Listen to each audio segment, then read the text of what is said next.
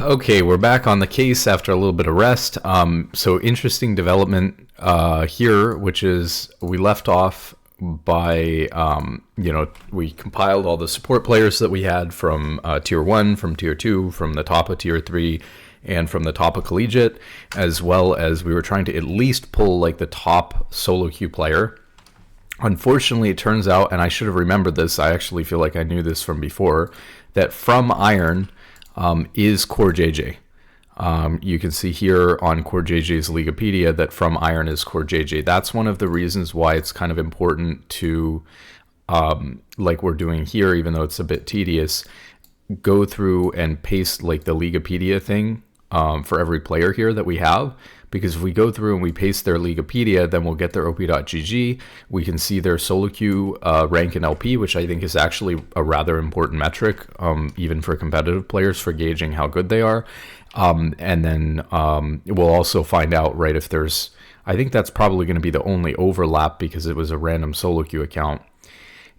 We kind of have to go back to the drawing board here because if you remember what we did in terms of the solo queue players that we were looking at here, we actually ended up with, for support and AD carry, we had to keep going down deep before we found somebody who wasn't on a team. But it turns out that this is Core JJ. So because this is Core JJ, our support player at rank 17 is not actually a free agent solo queue player. Obviously, this is Team Liquid support. So with that being said, and then we landed on Cody Sun for AD carry, but we're not really getting into AD carry quite yet. And then I had rank ordered based on my opinion these guys. And I think it's really interesting to see too. We'll see how this plays out. But I'm kind of curious, based on my rankings, how their solo queue rankings line up. Because, again, I think that that's a rather important metric. It's just a snapshot. I mean, it's totally possible somebody who's like really good, has a high peak, is like Decade or something right now. Something's going on. They're in a tournament. They're doing something, going to Worlds, whatever. But, for the most part, I actually do think that solo queue rating has a pretty important bearing on this. And it's actually extra impressive for the top players who are scrimming all the time on really any of these teams, even in amateur, but especially for the LCS players to have a high solo queue rating because they have more limited time. But okay, so that's why it's important to go through these. So right now what we're doing is just linking their Leaguepedia, then I can get their op.gg, hopefully off the Leaguepedia for their account, and then we can find what their LP is, more or less. So now we're going to do that for Busio.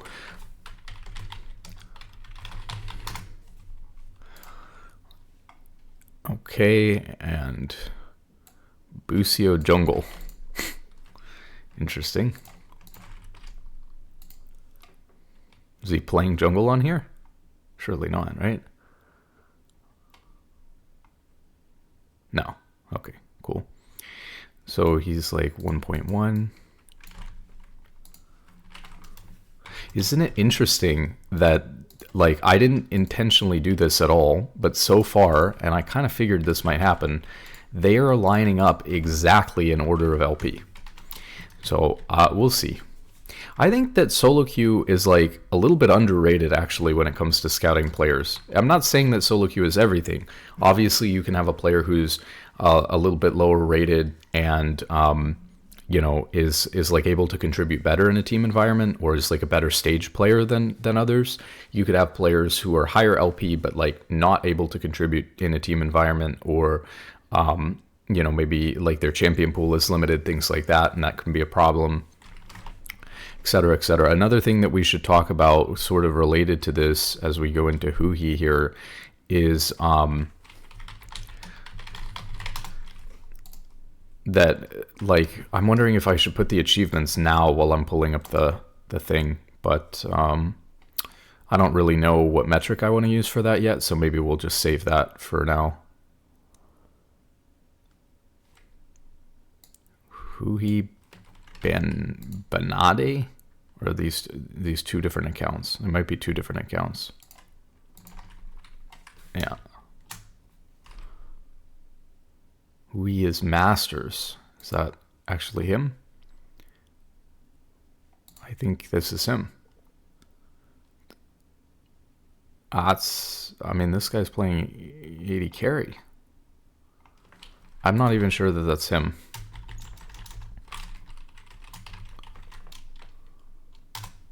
There's no Huhi NA1. I'm not sure if that's him, but he also has this one. I don't know if it's hashtag NA1. He doesn't have the hashtag on here. Huhi ob.gg. So unfortunately, we're having some trouble with this. I mean, maybe this is it. I mean, this account was Challenger going back quite a while.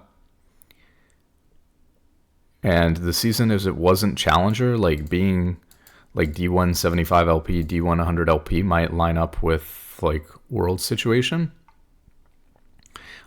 But I don't know why he would be playing AD carry in solo queue. Played mid lane and support.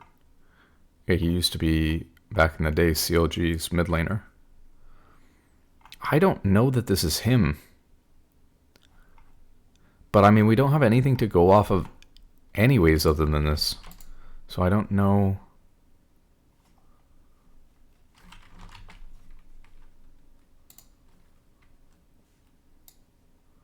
I don't know. I guess I'm gonna assume that this is him, but this is kind of like an asterisk on what's going on with this solo queue. Maybe if I look up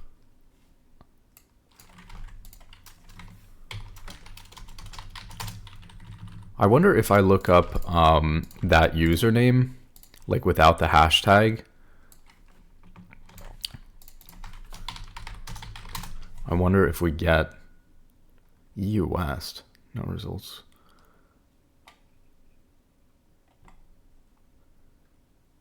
Yeah, no, that didn't help. Okay, so I'm going to assume this is Suhi. Is there like something going on with his competitive career that would line up with like the seasons? Like, is he going to like Worlds during these splits he's decayed or something? No, not really. I mean, this player is probably Huhi because he's been like 800 LP, 800 LP, 800 LP. But yeah, not the most active solo queue player. And then like Challenger going all the way back to like season 8 on this account.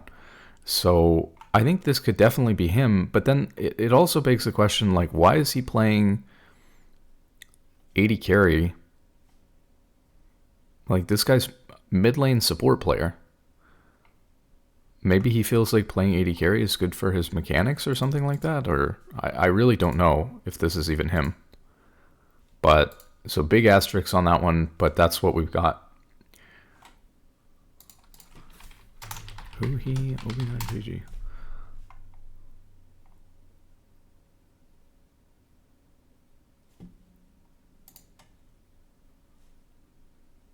Oh, hold on. Huhi Emerald Luca 77 Emerald 4. You know what is interesting about this though is he's playing Ezreal, Lucian, Kai'Sa, and a bunch of AD carry on this account that's linked to him, and that's actually what he's doing on this account is Lucian, Kai'Sa, Ezreal. So I think that it probably is him. The other thing is that you can see like little details here about like it looks like this account was what he played like leading up to like season 8, season 9, and then he played less on this account, like just didn't play it at all when he was playing more on this account. So like this account's history starts season 8. This account like stopped trying to get high elo in like season 10. So that kind of lines up as well, that he went from this account to this account. So I'm going to assume this is his account. I don't know why he's practicing AD carry in solo queue instead of support. Maybe he feels like it's better to just improve his mechanics, but I think that that's really weird. Okay, let's move on to Ayla.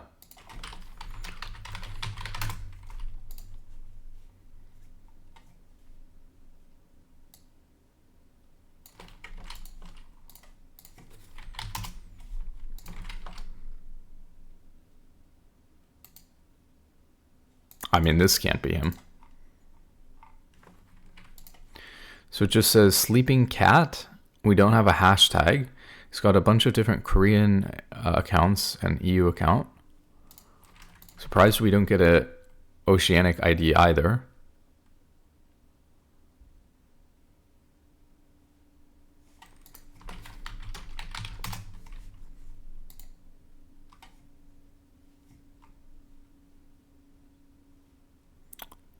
Oh, we have nothing.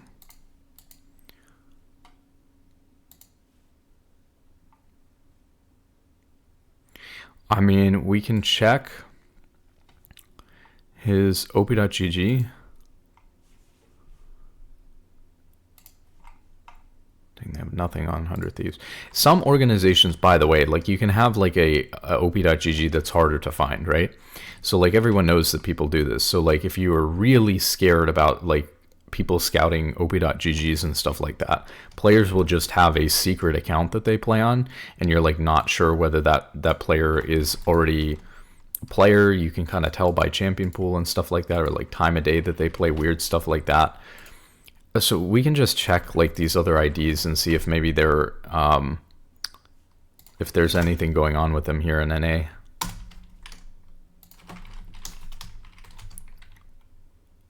I don't have anything for, I mean, somebody could just take his username here too. What about I am Ayla?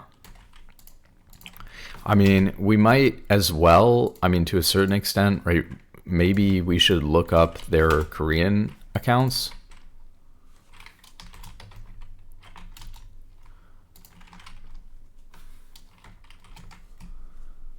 Because it would be better to at least like put some LP total down on the Korean server than to have nothing for them. So we could do that with Core JJ too if he has a, I mean, we don't,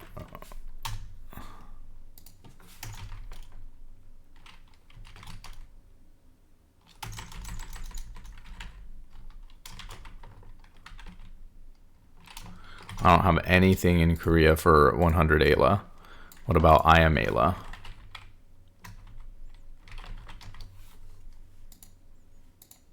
Nothing. What about 100 Bloom? Nothing. So his Korean accounts are just nothing. And what is this account on EU West? I mean, not that he'd be playing on it from here as Masters, and now he's unranked because he's playing in NA. Oh man. I mean, so it could be the case that Ayla is like playing on a secret account. I would imagine that he's playing some solo queue, obviously, but like his account is hidden basically, so we just don't know. Did we have anything for him? No, Sleeping Cat came up with nothing, right? I mean, it's not going to be these accounts, so it can only be like this first one, but there's no way it's this one. I mean, it would make sense for it to be the NA1 account, but for it to be silver and gold just doesn't make any sense.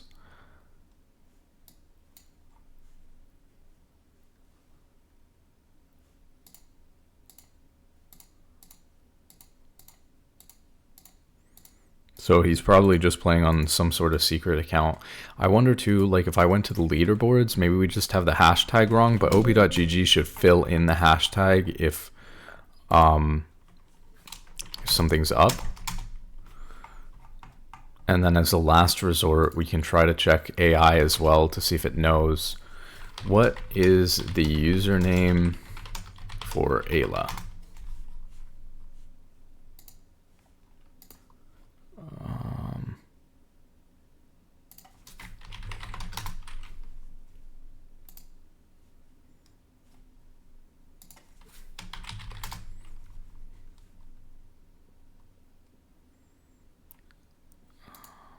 Just as this.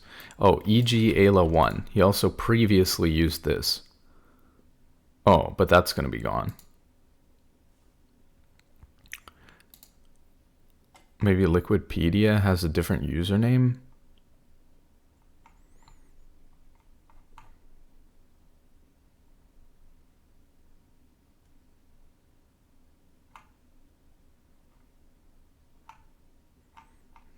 don't see anything on here.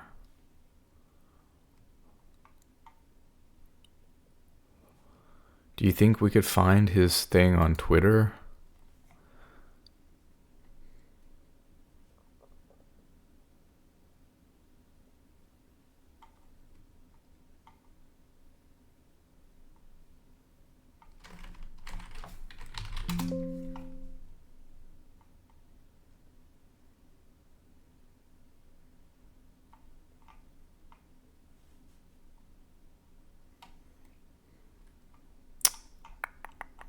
Just nothing.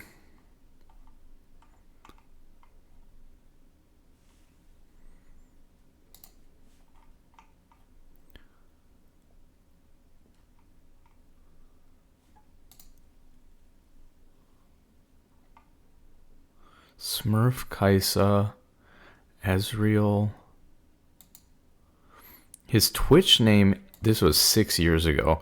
His Twitch name is Ayla with an extra A at the end. So I wonder if on op.gg that would come up. No. So we have no idea op.gg for this player, which is unfortunate. But kind of in line. I mean, we've actually somehow, right, my intuition as to the player's rank have lined up perfectly in terms of solo queue LP so far.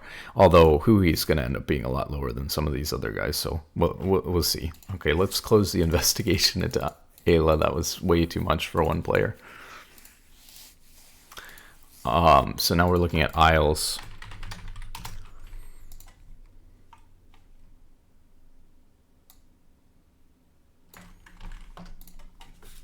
I think in this like current day and age, hiding your op.gg is not as worth it as people might think that it is. I think that the problem is that like you have fearless draft, you need to have a wide champion pool anyways. People aren't like target banning you. They're like expecting, if you're, you know, like Ayla or Hui or whatever, like they expect you to be able to play different stuff. I don't think these players are getting target banned based on their solo queue account. So he was Challenger 1700 LP, but that was 2 years ago almost. And the Isles NA1 is just missing. But what about Isles 3? And it looks like he just uses the username Isles. I think we had him here, didn't we? Yeah, he's rank 11. It's actually hashtag 000 right now. So luckily, I remember we actually have his account. I believe this is him. So he's 1568. It's pretty impressive, actually, because he's the highest rated solo queue player here so far. And, you know, maybe I need to put a little bit of respect on Isles' names. He's the highest rated solo queue player here. He may be, if I look at this here, is he the highest rated support in solo queue at the moment as well, of including professional players? He is. He's the highest rated support in NA. And I was talking last time a lot of smack about Oceania, but as I said, if players perform, then, you know, they perform. And it looks like, to be honest, if Isles is getting like the highest rated support in NA, then, I mean, obviously he's good at the game and deserves to be here, or whatever, like you want to say, right? Like maybe you can say he doesn't deserve residency, and maybe he wouldn't necessarily make it as an import if he took up an import slot. Maybe he would anyways, but that's really a different argument rather than like, should the player be like have their spot. So anyways, that's pretty good. Let's just double check we didn't run into, there's no way we ran into Ayla here. I don't remember doing that. So we had like Isles and we had Core JJ, and that was it. Okay, so then we're on to Seos.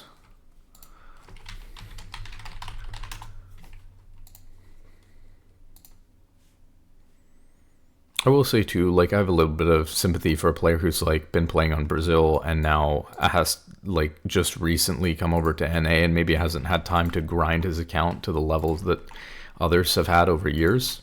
So, I mean, that could be kind of, okay, but that's not good. Okay, to be fair, he decayed. So he's no longer... I don't know. I'm not a fan of this either, to be honest. But, I mean... I'm not a fan of this. Basically, the problem I have with this is, like, I mean, we can look if he's still playing on Brazil or something. Maybe he's still playing on Brazil more than he is on NA or something like that, you know?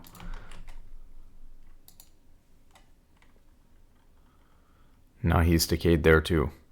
So what I don't like is that, like, he's just decayed on both accounts. And so I don't really know whether to put his, like, this peak LP that he was at this season, or... But I mean, we didn't give that advantage to Huhi. Like, if we go to Huhi, for example, like, Huhi had peaked 662 LP, about the same as me. His account looks very similar to mine, except, you know, being Challenger years ago.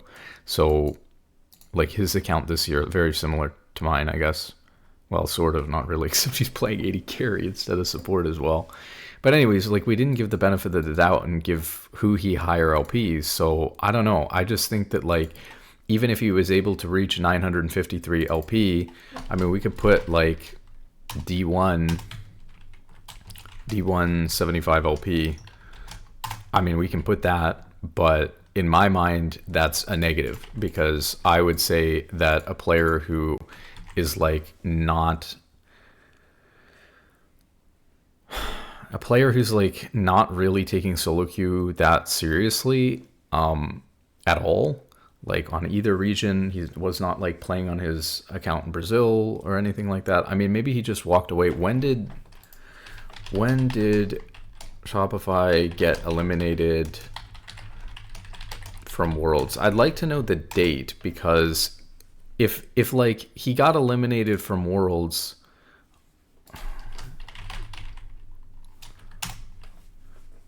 and then they, like, decayed for 2 weeks, I get it. October 27th. That's 2019. Oh, because it thinks I'm talking about at Worlds.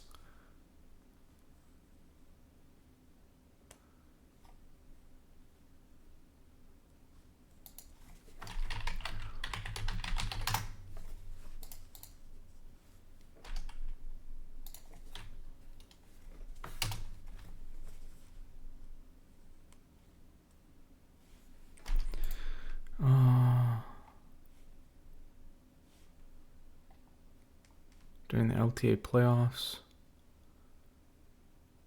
Can I just get a date? September? No, I don't think it was September 21st. Either way, it doesn't line up, because he stopped playing 2 weeks ago, which is about when they got eliminated, roughly. And so he may have decayed a little bit since then, but you would not decay 1,000 LP since then. So, I mean, the other thing I could see potentially being the case here too, although you would think not for a pro player, you'd think he would get a Riot account coming in. But the ban wave that happened of all those bot accounts, like, if he just bought an account when he came to NA, especially being a player coming from Brazil, if he just bought an account when he came to NA and then the account got banned, that's also a possibility. But yeah, I don't know. That's not great. Okay, so then we have Lions.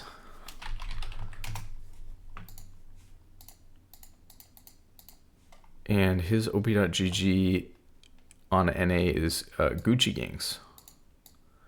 Oh, I think it was him and their jungler then that I played with in solo queue that I didn't find inspiring, let's say. It was him and Odielan. I need to figure out whether you say Odielan or Odielan. Okay.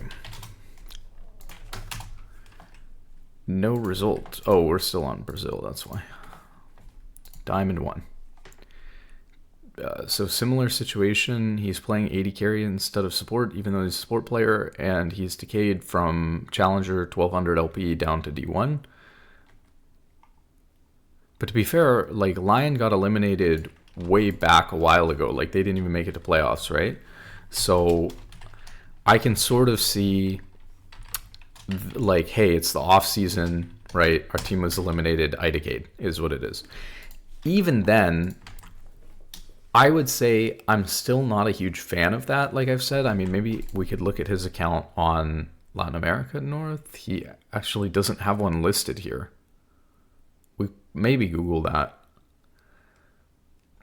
because I could very easily see him like, okay, I stopped playing on my NA account, I go back to playing on my Latin America North account in the off season, because my criticism would be that even though there's an off season and downtime in league, like during that off season or preseason or whatever you want to call it, like you should still be practicing and becoming better as a player, because if you take 5 months off until next spring every year, you're like practicing half as much as the other players. And like I said, I still believe that solo queue is pretty important, even though NA solo queue is not as high quality as it once was, and Latin American North solo queue is even worse.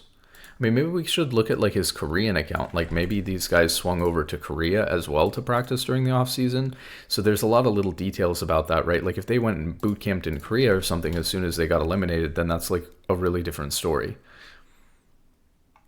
Doesn't look like that's the case. This looks like he peaked in 370 LP in Korea, and then, although not a ton of games to be fair, and then decayed down to D2 and hasn't played in the last 2 months in Korea, at least on that account.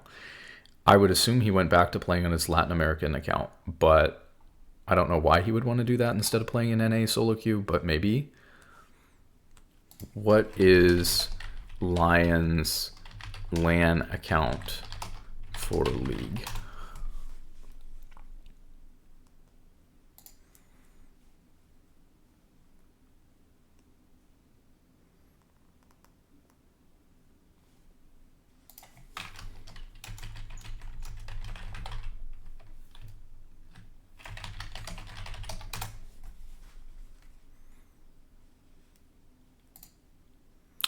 Yeah, it just says a 3 from Leaguepedia, but it's not. We don't have like a...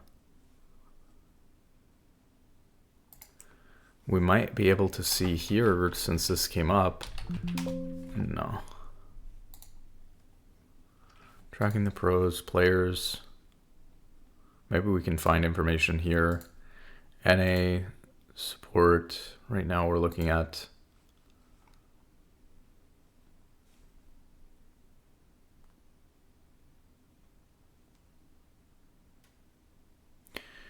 Who is Daption? I don't think Daption's on our list. So is he just a solo queue player? Why is he listed on here?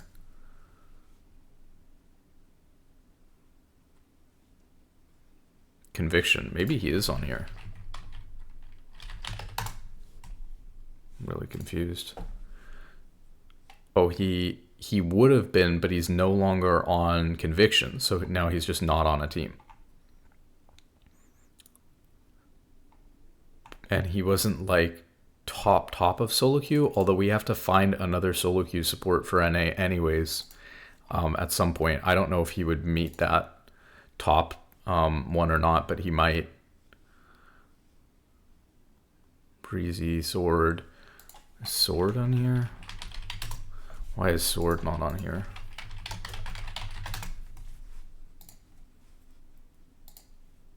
Winthrop. He's listed under mid lane, but he can sort of play support and mid lane. He's played both.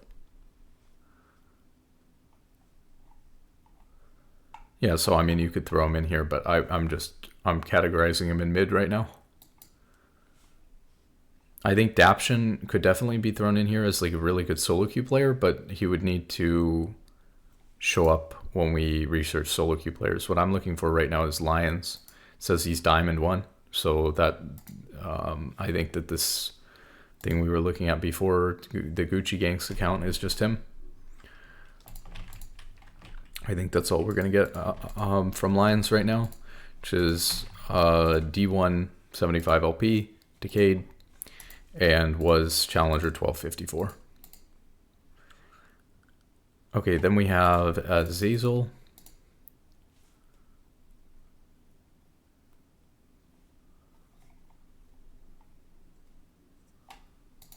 Zazel's probably going to be listed on here, right? This is like listing like all of the former pro players. Zazel's not on here though.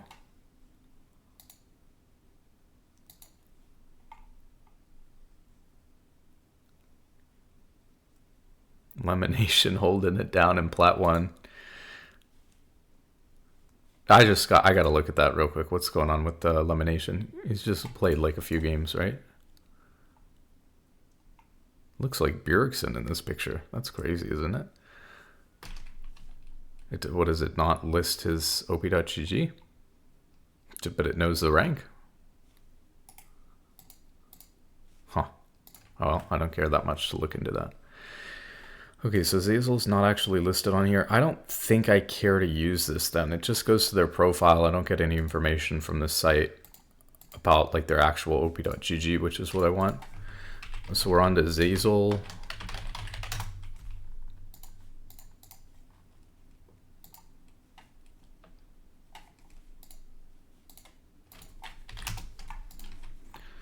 Zazel is beard. Is this supposed to be his beard? I think this is supposed to be his beard.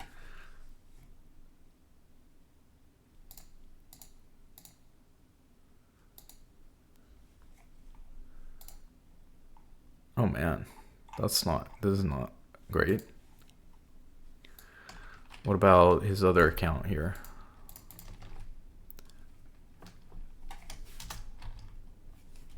Also D2.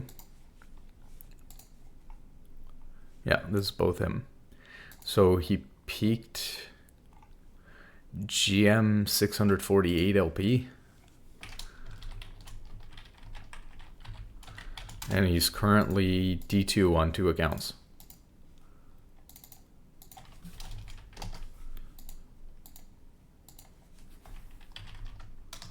Also decayed.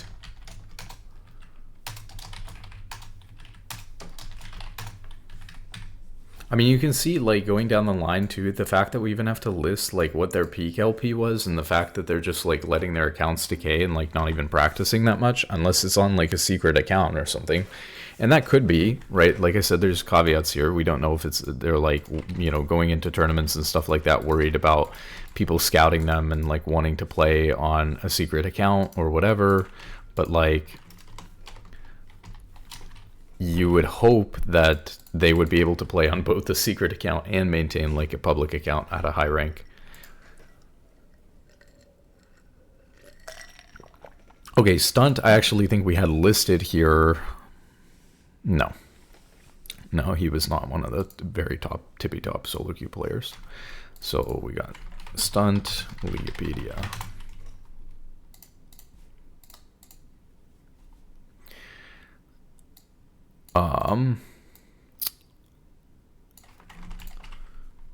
Shoot, there's no hashtags. We'll see what we can find here. Okay, here we go. Okay, so was Challenger 1.1K, now is Masters on this account. What about some of his other accounts? I thought Stunt was a pretty good solo queue player, always had accounts pretty high up. This was 573 LP early season Challenger, now is D1. And right here, oops.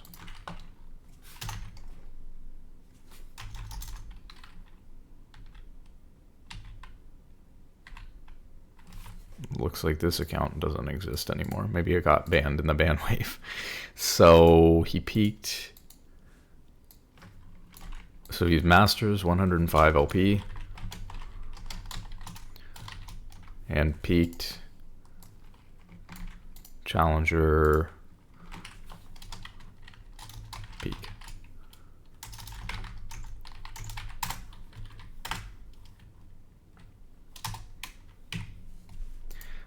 This is going to be sad. This guy's been Challenger since Season 5. He better lock in and grind back to Challenger for the end of the season. This would be really sad if this account that's been Challenger for literally 10 years in a row doesn't make it to Challenger at the end of this year. That would be really sad, especially if it's because he decayed or something like that. Yeah, it looks like he decayed right here in April, between April and, what was that, May? From Challenger 1000 LP, where he was at, down to D1. And then he's just barely played since then.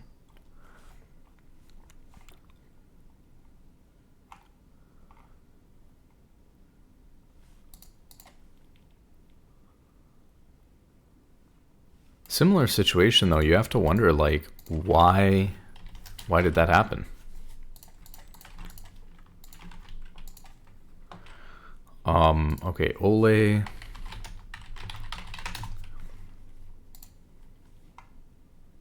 Oh my god, what a tremendous amount of accounts.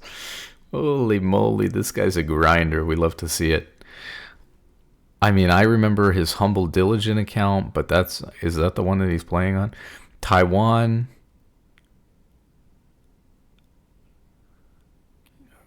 Me, Korean, let me sup. Tumble Delighted. Korea, Pain, Ju, Pain Ole, Jusung E. I'm just going to look up Humble Diligent on NA and see. That's the only one that has NA next to it. So that's probably a good place to start.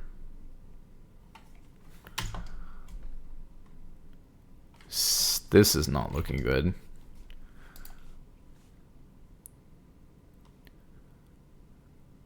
So it says Humble Diligent is a level 45 account with no games played. So that doesn't make any sense. No ranked history. So it looks like the account went away and somebody stole the name. Or maybe it had a different hashtag, but we can see the different hashtags here for Humble Diligent, and none of them are going to be him. He's not the Emerald player, is he? I highly doubt it.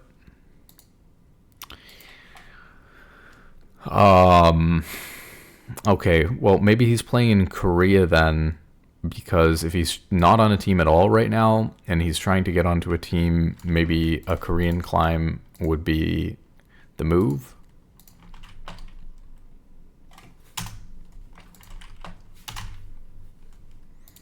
Nothing for Tumble Delighted. I don't even know if these other accounts like are Korea or Taiwan. Maybe it lists the tag at the end. So these are all Korean accounts potentially. No.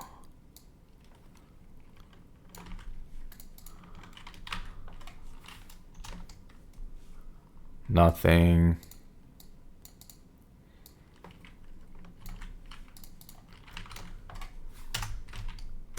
Nothing.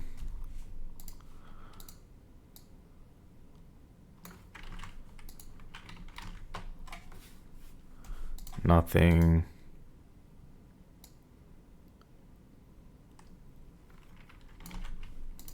Maybe Let Me Sup. Diamond 1 in Korea.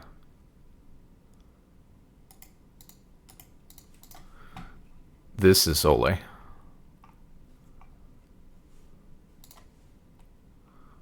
This, I think, is not Ole. This is not Ole. So we have to pull out our spidey senses, but yeah, this level of Korean challenger on bar is Ole. So we'll put that he is like Korean blah blah blah 1,400 LP peak this season. Currently D1. Decade.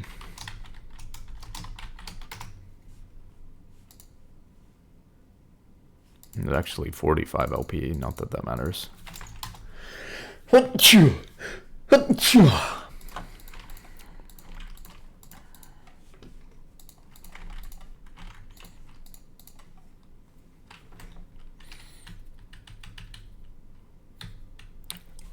Okay, win some. So now we're moving into like some of the more amateur players here and out of the LCS. So I actually don't have an NA username listed here at all for Winsome. I have a Korean username. And being on Estral Esports, which is actually in LAN, I wonder if he's even playing on the Latin American server instead of the NA server is a total possibility as well. But we could look at, you know, his account in Korea. Didn't get anything off of his Korean name either. Shadow Winsome is not a account. Well, if he's got a Brazilian account, maybe he's playing over there right now.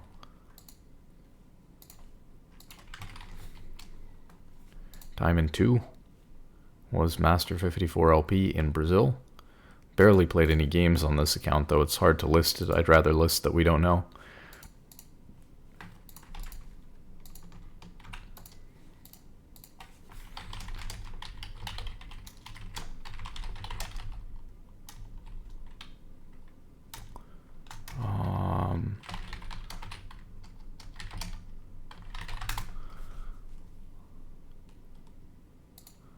Just of this again. Winsome was seen using the ID EST Winsome in early 2025.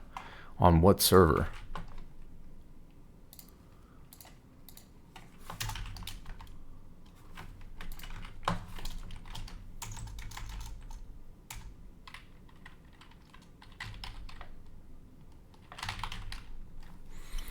Maybe, so not NA, not Korea, maybe Brazil then?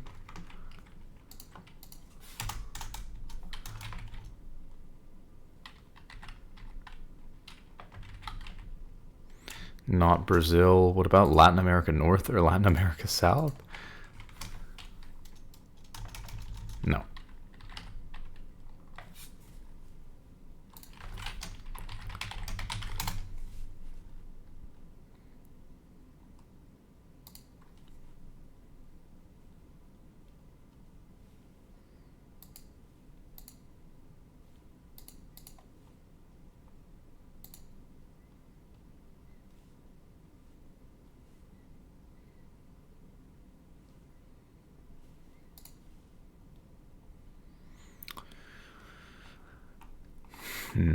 Nope, nothing. I have no idea. Unfortunately, it's another mystery. Breezy is luckily, this should be easy because he's at top of the leaderboard. So he should be very happy to have his op.gg public. Okay, we got Breezy. Oops, I'm on the wrong one. Okay, so he is 1274 in solo queue. I'm not gonna put his peak because he's actually like, I'm only putting the peaks for the players who are decayed, basically, or significantly lower. So like D1 to Masters range. There's two players we don't know, Ayla and Winsome. Anything about their accounts? We are starting to get a divergence, I would say, too, in like solo queue results. Like, I think, but part of the reason for that is because then once we dipped into like Zazel, we were looking at like the tier 2/tier 3 scene, and so, you know, we're no longer looking at that. Plus, like, I haven't seen as many of these games as I have of the of the LCS games. And yeah, it's no surprise that like Stunt and Ole have really high LP peaks. You know, considering they're like probably the two most veteran best players in tier 2. So like, you know, if you were looking for support from tier 2 to replace somebody like maybe an Isles or a Seos or a Lions, you would look at like Stun or Ole, which is essentially the wisdom that I was giving or saying anyways. Or maybe if you wanted a, you know, more solo queue prodigy support player, you know, someone who has maybe higher potential or higher unknowns, you know, I would go with Breezy, who's the highest like solo queue support player. So something like that. So okay, we have Breezy here, and we put his LP, right? 1274. I'm just kind of curious how I would change the order based on what I know now. I think I might move Zazel down based on his solo queue performance and like lack of grinding there, even though he's stuck in tier 2. I think, you know, we don't always know what's going on with that. People can be playing on like different accounts and stuff, but I think I respect the grind out of Ole and out of Stunt. I would even go as far as to say, like, I would put Ole above Stunt. I guess that should have been the case anyways. I always thought Ole was a better player than Stunt and has like a better history and achievements and stuff like that. But considering also that like Ole peaked 1400 LP in Korea, whereas Stunt peaked 1100 LP in NA, I would say that like solo queue results, clearly Ole has an edge as well. Knowing this, I think when I ranked the players as well, it looks like I kept all the LCS players at the top, so I must have done this in chunks. I would actually go as far as to say now, especially with some of these, and we should get the solo queue results on these other players as well, don't get me wrong, but I think that I would move some of these players down. So we get to kind of the interesting part where I would say, like, so far, and we can look at like results and achievements and stats and stuff like that, but I have some of that in my head too. I would say that I would move. So let me just put some of these other players below Breezy, because I don't think these people are ready for the LCS yet. Like, so yeah, I already had that tiered out here in orange, right? The green was like, these are like the best LCS supports right now. Yellow is like they're LCS ready, they're LCS caliber supports because of the quality of the pool for the role. But like, obviously some are going to be better than others, and you have to make a decision on who actually gets the last 4 spots or whatever, or like on an individual team, whether you can actually make a worthwhile upgrade. And again, if you side grade your roster, not worth it. Better to keep the same players together for cohesion and synergy and stuff like that, unless there's some internal problem, rather than side grading. So how would I rate these players now? So it looks like I kept Lions, Isles, Seos, and Ayla, who I think are like the bottom tier in my opinion. And there's a big difference between these players as well, but like, and who he could be in here easily as well. And Core JJ and Vulcan had a very bad like year and split as well. So to be honest, the whole lot of them is pretty bad. And while Busio had a good year, he doesn't have like the history or the, you know, achievements, or anything like that, or even the solo queue rating that some of these other players do. So the point is that I would move Ole and Stunt, in here into the mix. So let me move this. So I don't know if Lion Gaming has like a requirement that they need a certain number of players or something, but I'm not really going to think about it at an individual team level. I'm just going to say that I would put personally, like, I would move Ole up. So where would they land here? So I would move Lions down out of the LCS. Seos, I think I would also move down out of the LCS, as opposed to oops, I just copied him twice. I would prefer Ole and Stunt. So maybe something like this. Let's see if this makes sense too. So I think it's a little bit low for Seos considering his team's performance, but he had a high kill participation too.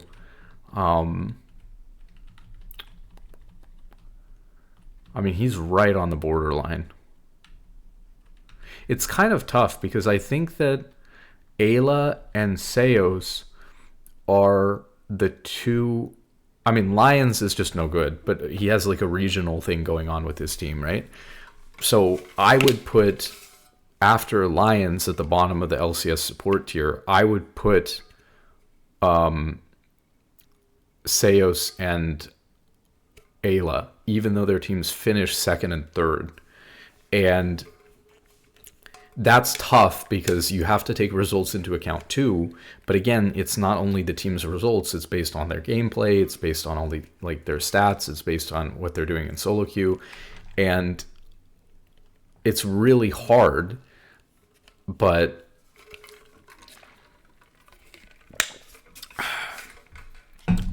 I mean, maybe these two players are just going to stay, like Seos and Ayla might just stay in LCS just based off of the fact that they did well enough, their team did well enough this split, were able to make it past Cloud9, were able to make it past Team Liquid.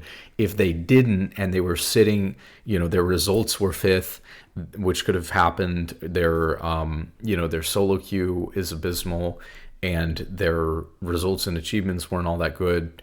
Maybe their team performed a little bit worse and their stats weren't even as good. I could easily see all three of these players getting dropped from the LCS. I could see Isles even getting dropped from the LCS, but he has an incredibly high solo queue rating. It's the best one here. So for that reason, I would say that Isles is and I do value solo queue, more than I think a lot of people would. It's not the be all end all at all, but I think it counts for a lot. I don't know. This is kind of tough here at the bottom of the support pool. And again, I can see why teams wouldn't make a change. Like if you finish second as 100 Thieves and you're going to Worlds, you're so incredibly happy with your roster, why change anything? And maybe that's right. Although I think Team Liquid and Cloud9 underperformed, and they're going to make changes to try to be better. If you're Shopify, you're a little bit disappointed you didn't make it to Worlds, but you also kind of overperformed what a lot of people expected. And so you're not going to want to necessarily shake things up either, but I could definitely see Ole being a better support and Stunt being a better support than Ayla, Isles, Seos, or Lions. But other than Lions, it would be hard to argue that Ole would be such a big upgrade on them that it would be worth taking the risk and changing the roster up. So while I might say in a world where we were constructing all the rosters from scratch, I might rank Ole as right here as the 8th best, or maybe even 7th best. I might even move Ayla down. Let's see here.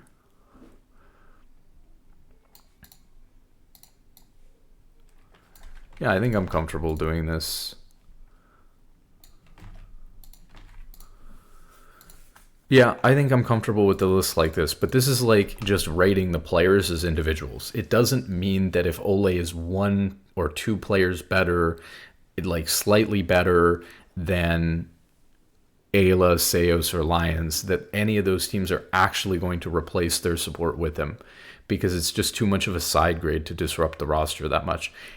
And then, like I said, especially because these two players who are on the line of getting maybe dropped and replaced with somebody else or upgraded, finished second and third, and they performed. And when your team does well and you perform, you're more likely to stay. So that makes the opportunities for someone like Ole or Stunt more difficult. And then Lions, like I said, I think Lion Gaming needs a requirement of a certain amount of Latin American players or something like that. So just in practical reality, I think they have to keep this player. Or something like that. Maybe they can get away with having 2. I would have to look into the rules. I really don't care that much, to be honest, because I'm more interested in just ranking the players rather than trying to predict what support is going to replace who or go where right now. I'm more interested in keeping just knowing the players and keeping track of them right now. But yeah, so unfortunately for someone like Ole or Stunt, I think that they're better than 3 of the supports in the LCS, maybe 4, maybe even better than Isles, despite his high solo queue rating. I mean, I could easily see Ole's LP is only 100 lower than this, and this was in Korea, so Ole's peak was more impressive, although there's something about it being current versus peak that's important as well. But yeah, you get the idea. It's just if Isles... if they're all being saved by something, right? Isles had an abysmal result, but he's the highest solo queue rated player on the list. Stunt, or Stunt's not an LCS. Seos and Ayla had really good results despite being weak solo queue players. and weak players in general. And then Lions, well, he had a bad result, and he's not very good in solo queue, and not very good in general as a player, but he may be saved by the fact that his team has to have a certain amount of Latin American players on it.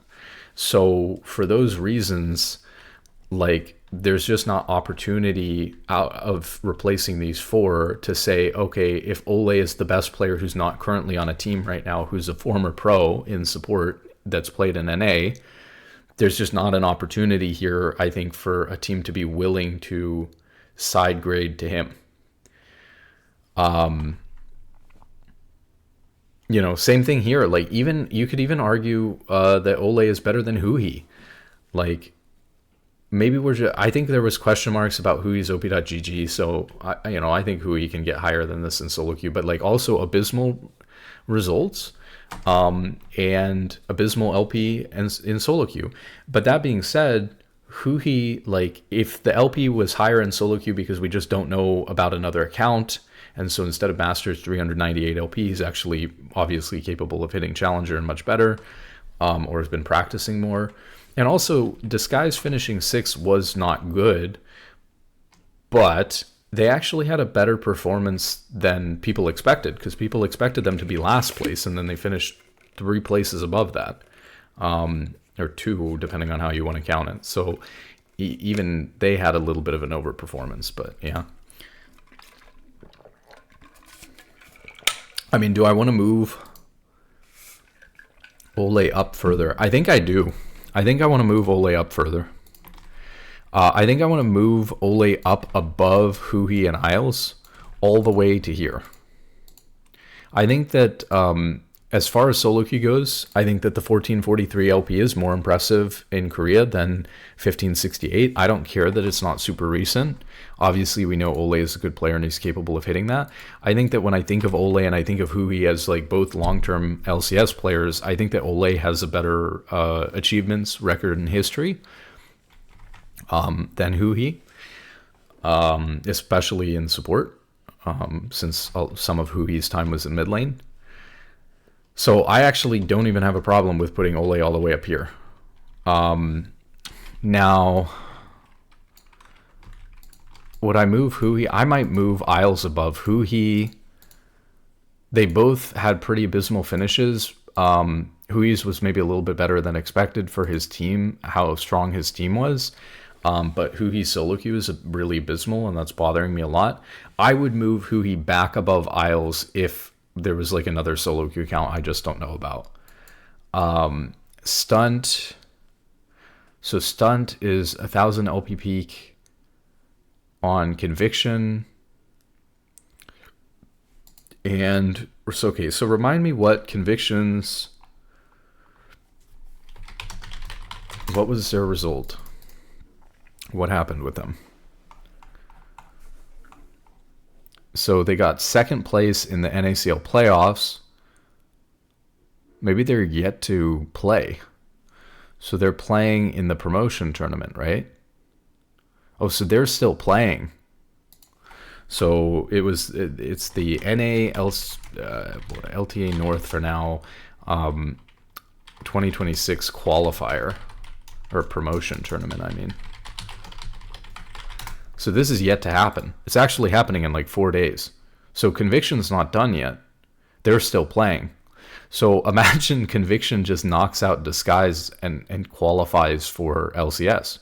Stunt could just, But yeah, that's kind of an interesting narrative here, because I think that Stunt and Huhi are like very, very close and debatable in terms of like who's better. So Stunt's team performed very, very well in Challenger League. They got second place. They qualified for the tournament to compete to get into the LCS. And Hui's team, because it's disguised and it's the guest team, is simply up for relegation no matter how well they performed. But they performed pretty decently, finishing above 2 of the LCS teams, finishing above Dignitas and Lions. But then, Stunt is a much better solo queue player.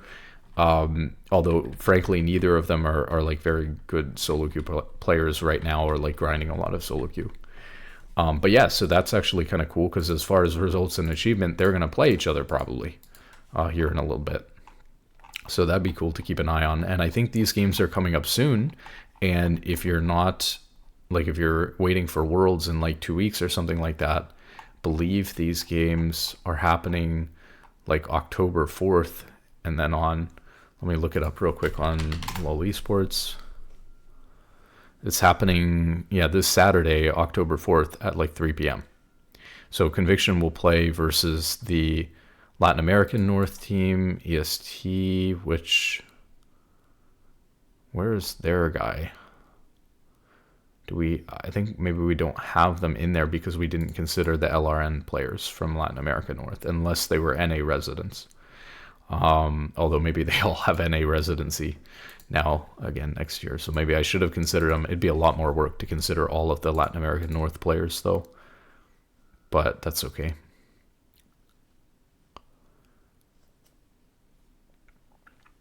Maybe that will be an expansion coming soon, is to think about more older past players that have been like the next level of expansion to this would be you could go to like open qualifier teams that didn't make the promotion tournament but that were pretty high up there or high seeded.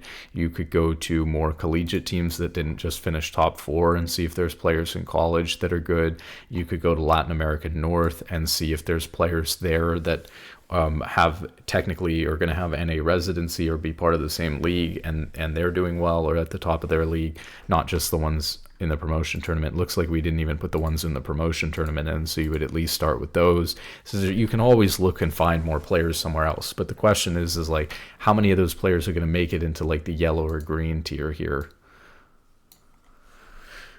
I might not, I might even, after looking at this, I might even move Huhi to yellow here, instead of like green, like solid LCS player. Like yellow is LCS caliber, but like green is like the top of the top. And I can't really say that Huhi is the top support player right now. That's just not right. So I would move him down.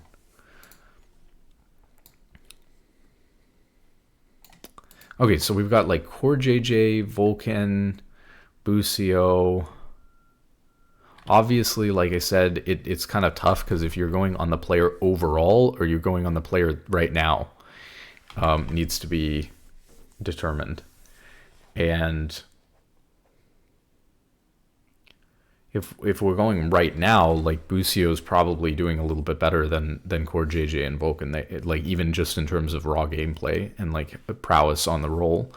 And on the champions, like Core JJ and Vulcan had a pretty weak split, but like Core JJ was in like the worst team environment in the LCS, and Vulcan, he just had a bit of a rough split. Happens.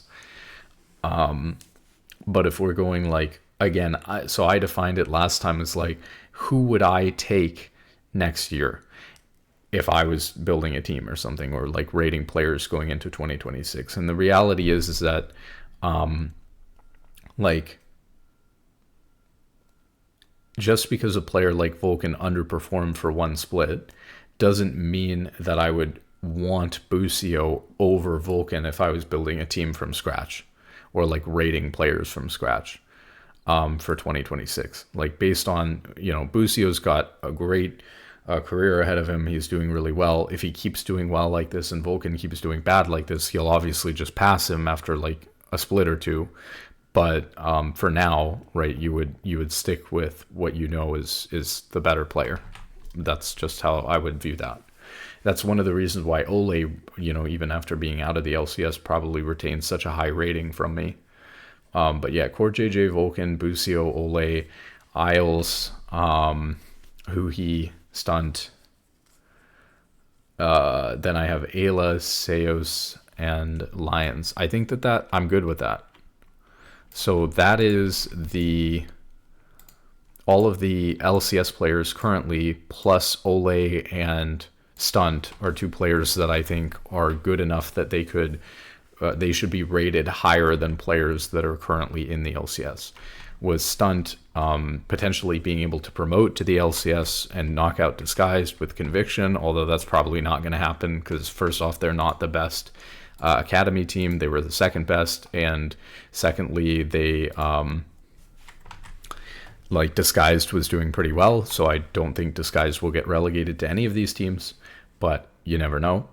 But yeah, but obviously Stun could easily replace Ayla, Seos, and Lions, and Stun split's not over. And technically, neither is Huhi's. So they could move up or down even based on what's happening there.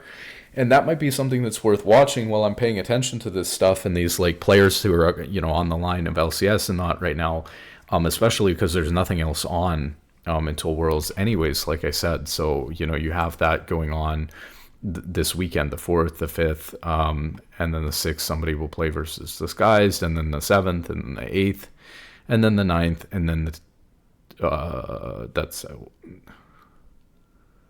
that's it. What does this mean? NACL finals on the 12th.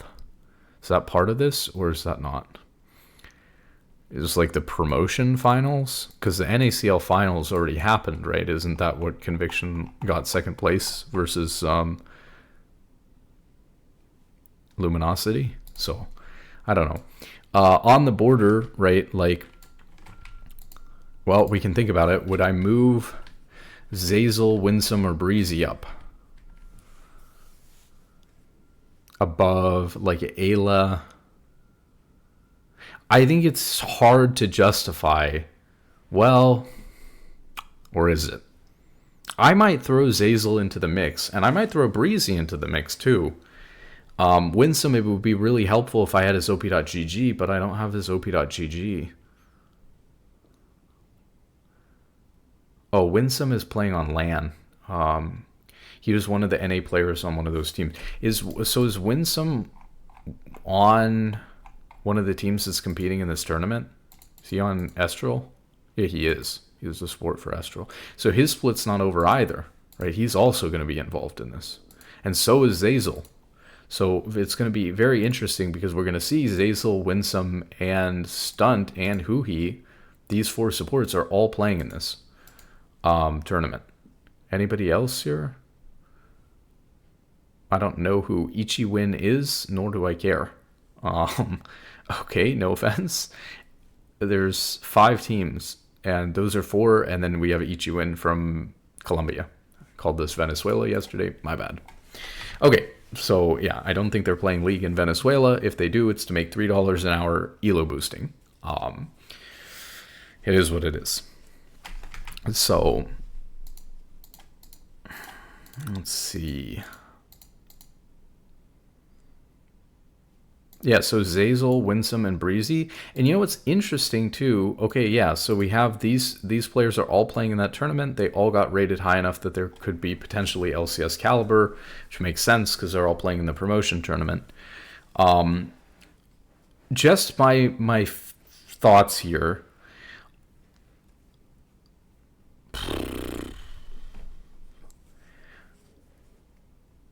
I don't have enough information about Winsome, especially without his op.gg properly, which unfortunately was one of the few we couldn't find, to be able to really accurately judge him, much as a player compared to these other players. And so I just don't see me putting Winsome up here. So like I would leave Winsome at the bottom of these yellow players here.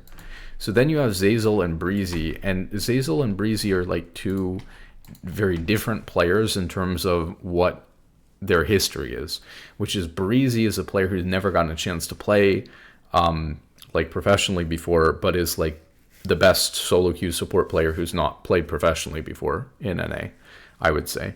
And then Zazel is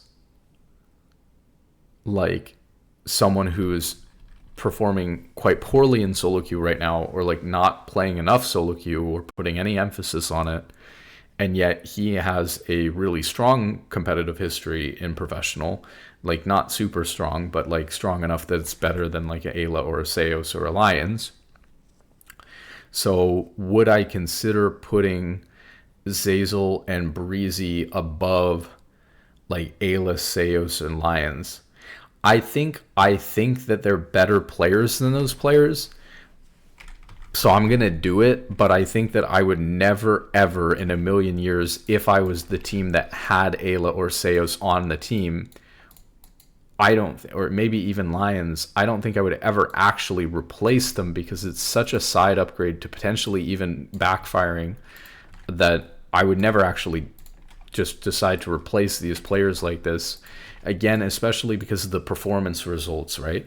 So like, you don't want to just base it off of results. You want to base it on how good the players are. I'm basing it on how good I think the players are. Support happens to be my specialty too, so I have the strongest opinions on these players in this role that I've been watching for a long time. But even though I would put Zazel and Breezy up here, I would not replace Ayla, Seos, or Lions with them. So we have to understand that the rules of this list are, I'm just rating players by who I think is the best, not rating players based on their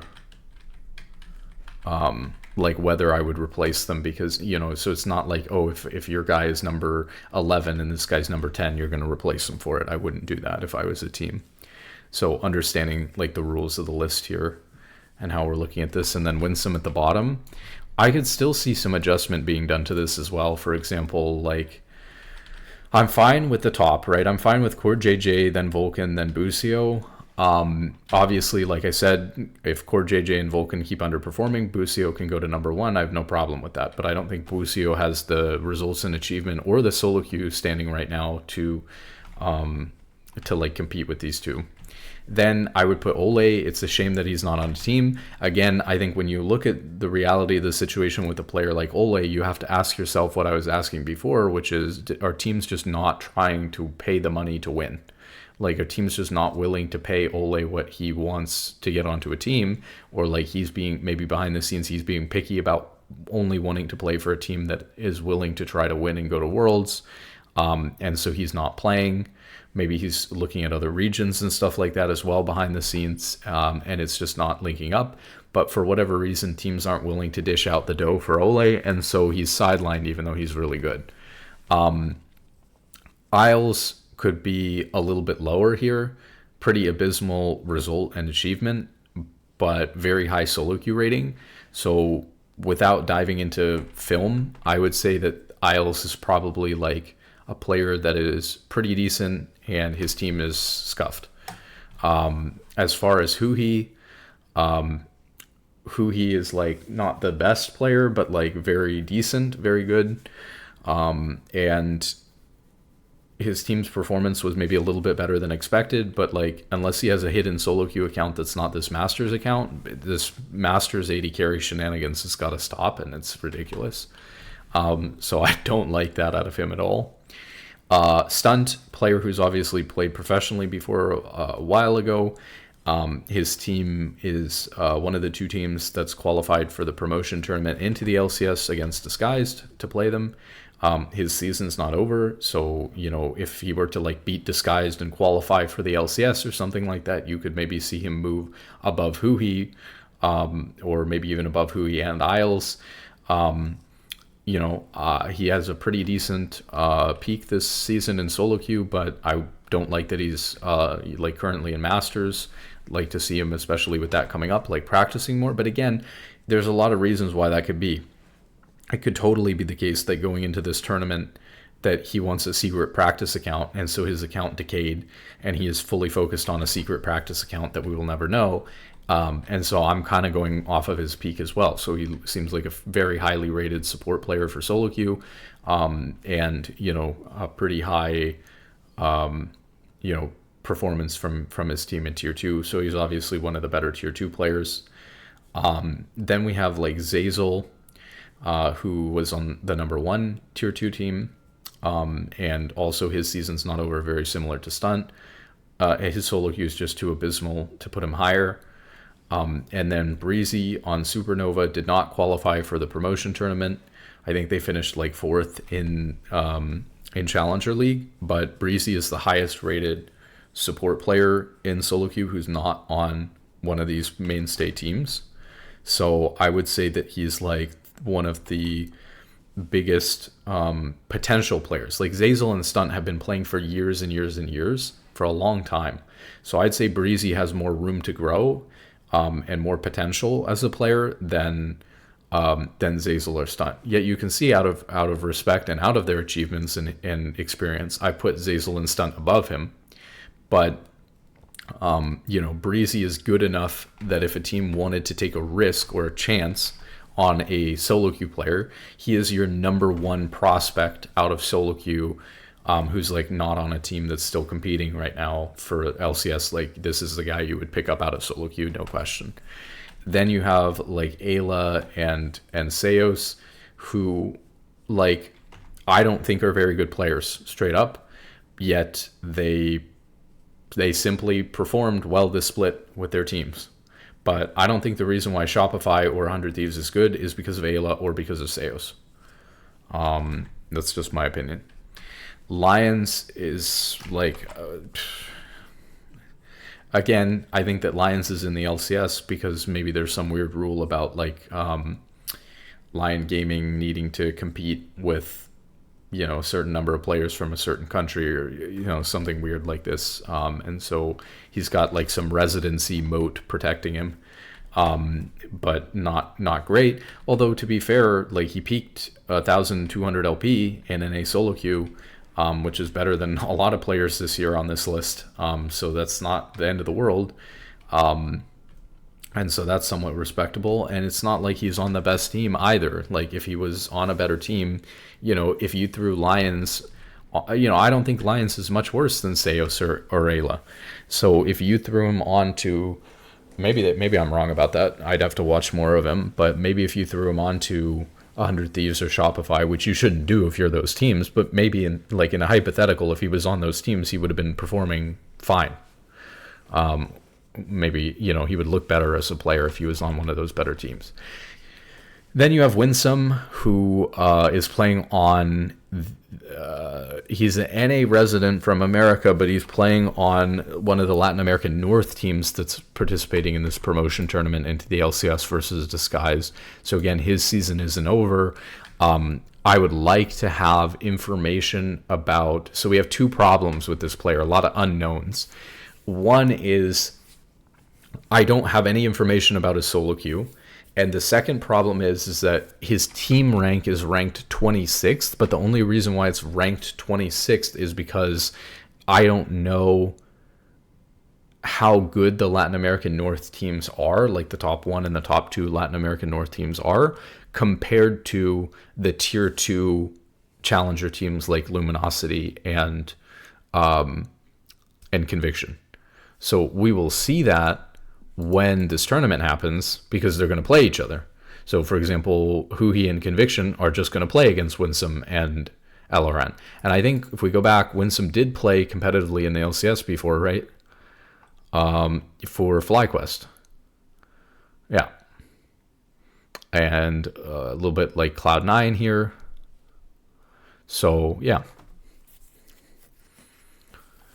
So I think that Winsome should definitely be on here as like an LCS caliber player, especially out of the fact that his team is in that promotion tournament. But can't really go much higher than that. To be honest, if the other players aren't LCS ready, is it worth spending the time to look into them? There's no more games out of these players right now for like the next 5 months until... well, it's a little bit less than 5 months until Academy starts, but until Challenger League starts. But the Open Qualifier is, long ways away from now. But these players aren't really Open Qualifier teams, most of them. It's not super worth even looking into these players if they're not LCS ready. But if you wanted to know, it might be interesting to rank them. I think I'd be more interested, especially at this point. You'd have to start diving into like some more complex, like taking your time per player to look at their stats, to look at their champion pool, to look at the gameplay.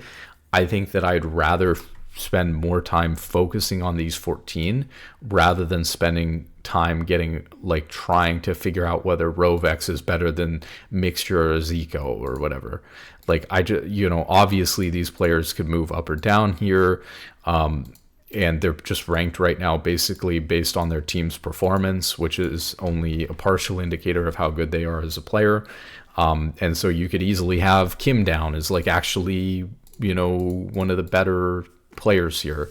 but I think it's just not worth the time as opposed to doing a more deep dive. Like, I'm so much more interested in, like, am I right about Ayla and Seos and Lions, especially if I'm like trashing on them, saying they should be out of the LCS. Like, I'm much more interested in verifying whether that assessment is correct than trying to figure out whether Diamond's better than Mixture, right? Because I don't think either of them are LCS ready, and I don't really care that much right now about figuring that out, and that can come later. So much more interested in verifying the order that I put here. So let's see if we can find, which I think would be really helpful. I want to look at one thing, which is I want to look at MVP votes. I don't put a lot of stock in this, especially because they a lot of times just vote for the people who are performing. But I want to see the MVP votes, like all team for LCS, and I want to see the all team for NA Challenger League to see how highly they were rating people like Lions or Seos or Ayla or Breezy, to see if there's like some obvious Breezy and Zazel, to see if there's like some obvious disconnect here from my thinking and like their voting. Like if, for example, like Lions was like third team all pro or something like that, I might be missing something, right? So let's see, LTA North MVP voting, or like they call them like all team. Okay, so we have Busio.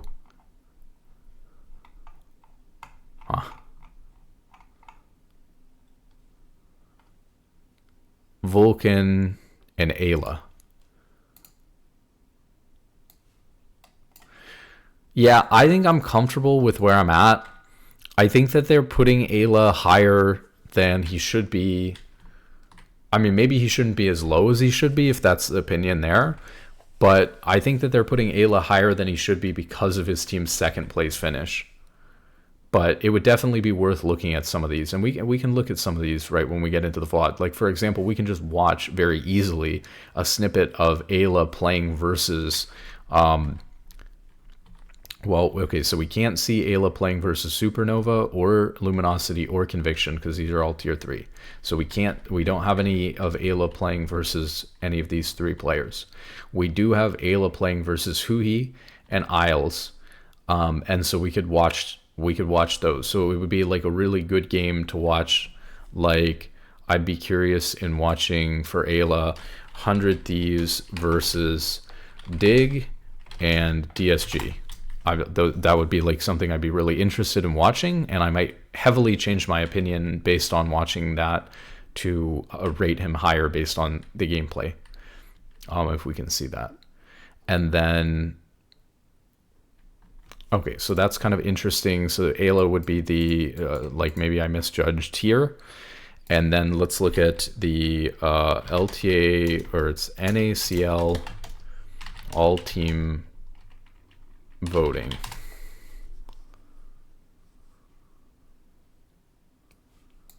There's MVP.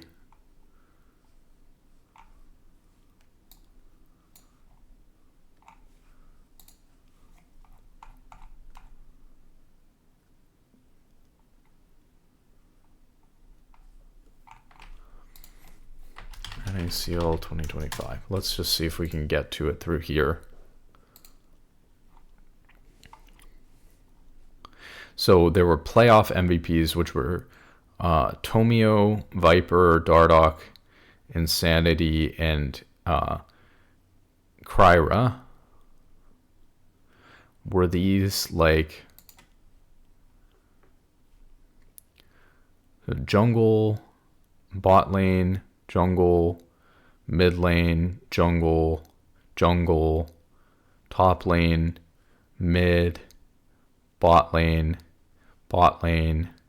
support, and support. Actually, I'm kind of impressed to see Zyko here. I think he's a really good player, like I've said.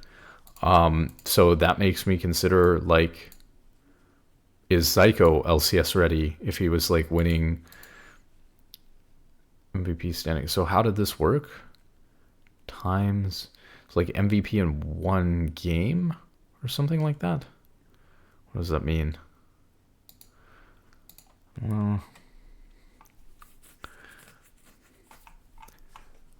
so who did they lose to? They lost to like Blue Otter, which was like Rovex.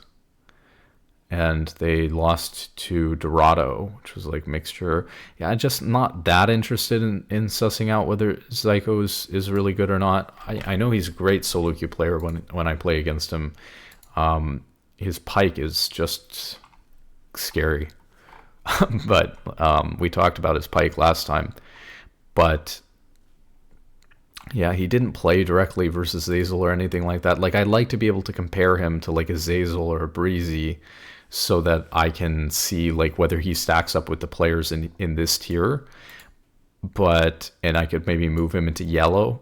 But I think that it just doesn't make a big difference if we put Zyko at the bottom of yellow or the top of orange. Does it really make a huge difference? I don't think so. Maybe it makes a difference to him, right? But who cares? It is what it is. But this is just like weird. So this is like MVP from like a game. What about like the regular season MVP voting then? It's probably better with more games. MVP standings. So we have top lane, jungle, mid lane, bot lane, jungle, top lane, mid lane,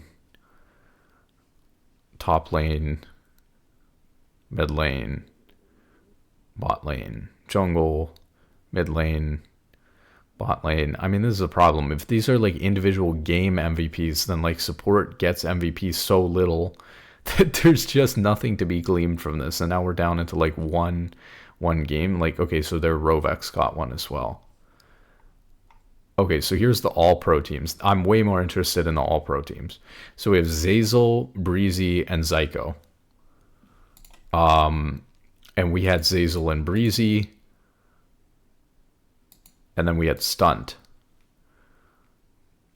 But Zyko being a third team All-Pro and having playoff MVP in a game or something like that, or something, or maybe series MVP even. I think that even if I'm not going to put the research into it, I think that Zyko could be yellow or at least should move to the top of orange just based off of that. But Rovex and Mixture are pretty good too. I mean, I'll just leave him orange because they were both, Rovex got regular season and Mixture got regular season MVP stuff as well. So without looking further into that, that would be good. I mean, I guess I could look these guys, at least these three op.gg's up really quickly, but I don't know. I'm not super interested in doing it right now. I'll probably fill it out at some point. But yeah, I mean, we could look up their Ligapedia and op.gg and get their LP totals and then get a better idea off of that too. But for now, I'm just going to move Zico up here. Maybe at some point I'd be interested in watching some of his competitive VODs instead of his solo queue pike against me, but it is what it is. Okay, so do I need to see any gameplay from Core JJ? I just don't. Like, I know Core JJ and Vulcan had a rough split. I just don't need to see any gameplay VODs of them to know that they're still really good players that should be at the top of the LCS support talent pool. Same thing with Busio. Like, if anything, if I watch VODs of Busio, I'm going to like maybe want to move him up a little bit or something like that because his team's performing really well. There's just no point. And we have a really good pulse, especially on like the games we're seeing a lot of at the top, right? Ole, there aren't any games to watch because he wasn't playing competitively, so we just can't do that. I mean, we could watch his solo queue games in Korea or something like that. We could dig him up, maybe a solo queue VOD from this year, but I think that that's worthless. Well, it's not worthless, but it's just not necessary at this point. I'm obviously basing Ole's, standing here based on the fact that he was a very good professional player in NA before, and he has a very, very high solo queue rating. I would say there are like two players that have higher LP totals than him on this list here, but both in NA, being Isles and Core JJ. For Korea being like less than 100 LP below the LP totals of NA here on the best players, I think that Ole's 1443 LP peak in Korea is better this year than any of these other players. So he's like the number one solo queue player here, and he's not on a team. And so if you were going to go with someone like, let's say Breezy, who's like a good solo queue player, like the number one teamless support player, you would just go with Core J or with Ole because Ole has the same thing but more competitive experience and much higher peak even. So yeah, Ole has to be really high up here, and there's not any VODs to really go through. I would be interested in watching Isles VODs because a little bit of him, because his team finished 7th. So but I have him rated pretty highly because of his solo queue rating, and I imagine he's a pretty good individual player. And so I need to dive into the gameplay to know whether Isles is actually being like held back by a bad team in Dignitas and is a good top tier support player, or whether he's like not that good and making a lot of mistakes. And we're kind of gonna see that because we already have Dignitas lined up here. We want to watch Dignitas, and I would say the same thing. We want to see Dignitas and Isles we want to see them versus 100 Thieves. And we want to see them against Disguised. And then same thing with Hui. We want to see him versus Dig, and we want to see him versus 100 Thieves. So if we can see like the couple of matches that happened here so I want to see like Dignitas versus DSG. You'd have like, what is it? It would be like Dig versus DSG, Dig versus 100, and then you'd have DSG versus 100 Thieves. If I can see these 3 games and get a little bit of an idea of what's going on in support, that would be super helpful for some of these lower rated support players. Stunt on Conviction and Zazel and Breezy. Well, Breezy's season is done because Supernova did not qualify. So Breezy is just like, is where he is. Maybe I'll glean something from watching Ayla play. And if I think Ayla is playing well, then maybe I'll move him up above Breezy, right? But maybe not. But if Ayla is really, and his team finished 2nd, yeah, I could see him being, even without seeing anything yet, I could see, did I move some of these without copying paste over here? We'll see. Yeah, maybe Breezy should be below Ayla even now.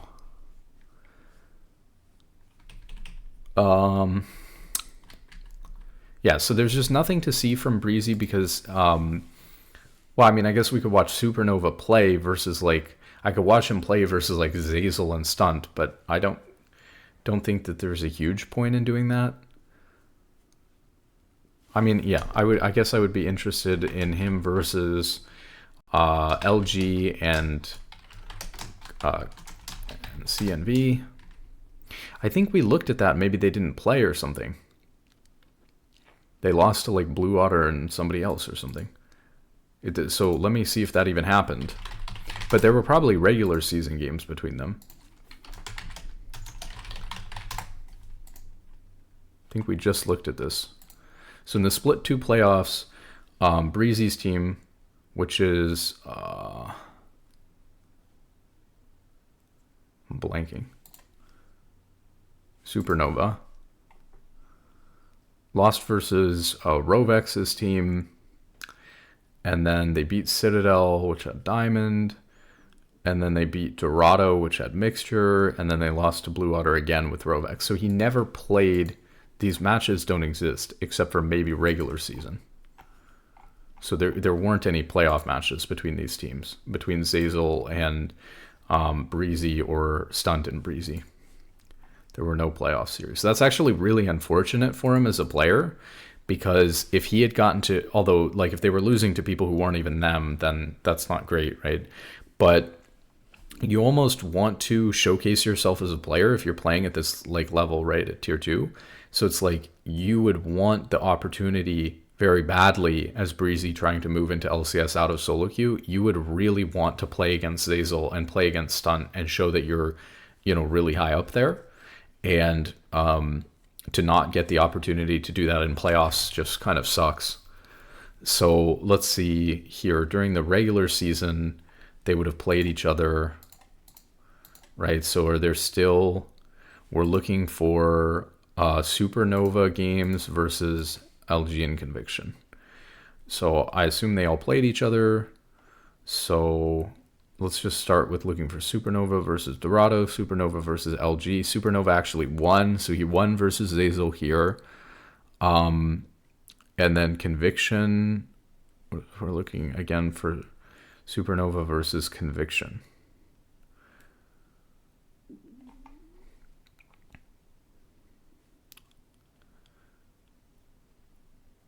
So they lost to Conviction. So he lost to Stunt and beat Zazel, but it was just one game.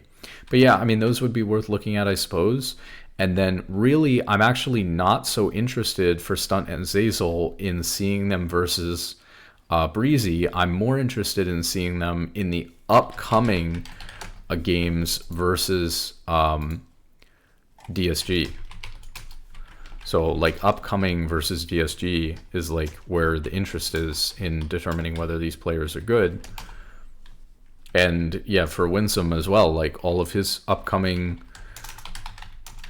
versus DSG, but also versus Conviction and LG.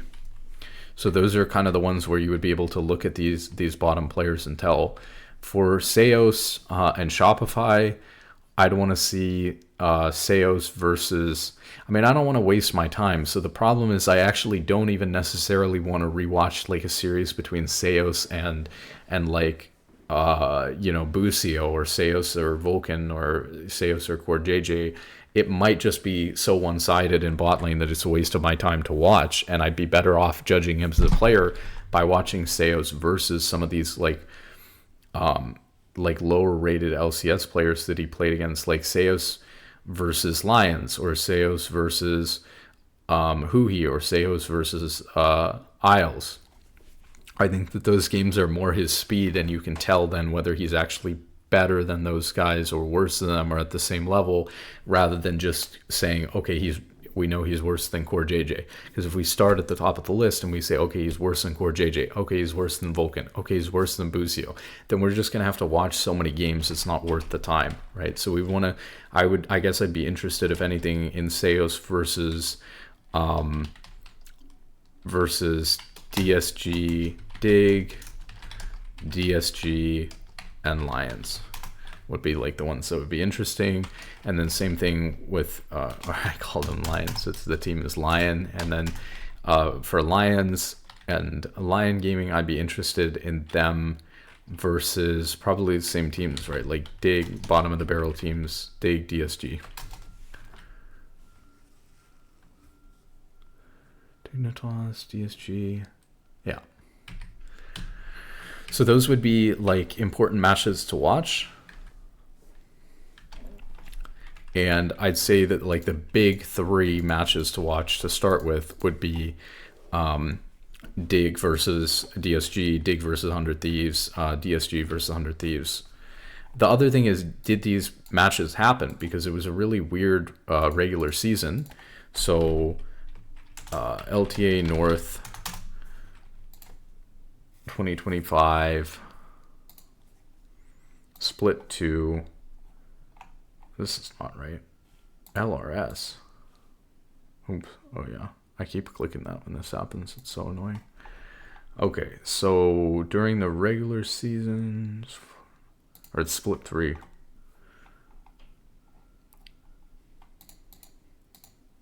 So, because they got to choose their opponents in a weird way.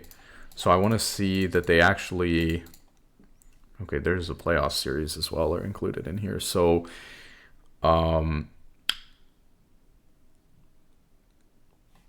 okay, so we're looking for Dig versus DSG. Dig versus DSG. So it would be this one. They did play each other. And did Dig play versus 100 Thieves? They did not. Did they play versus 100 Thieves in the playoffs? They did not.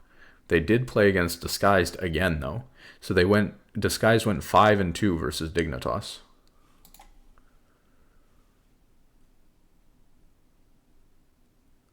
Yeah, that's not looking great for Isles. I think I had Hui above Isles before, didn't I? I think that the solo queue rating switched it for me, but maybe Hui just has another solo queue account. So unfortunately, Dig versus 100 Thieves just doesn't exist. It just never happened this year.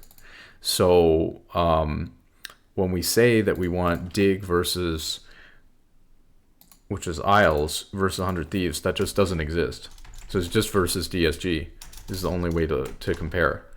And then same thing for the 100 Thieves support. Ayla, there was no game versus Dignitas.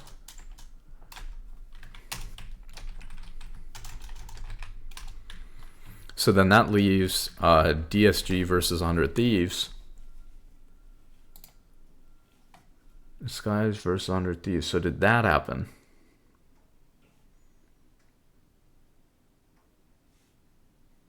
Did that also not happen? We get rid of the right one? So Dig versus 100 Thieves never happened. No wonder the LCS was so boring this year. They never let any of the players at the same level play versus each other. It's so bad. DSG versus 100 Thieves. It just never happened. In regular season or playoffs, they just never played.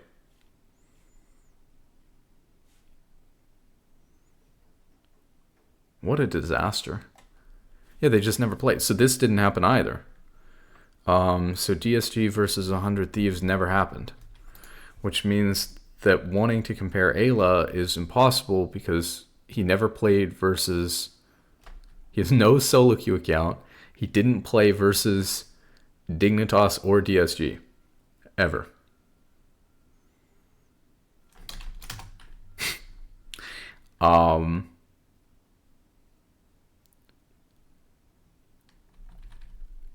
And then we had here, we wanted to see Hui from Disguise versus 100 Thieves, but that doesn't exist. So it's just Dig versus DSG. I guess I would have to say if I want to see something out of Ayla then, I'd like to see how he performed against the next highest team then. So instead of against like them, I guess I would want to see like versus Cloud9 or versus Team Liquid.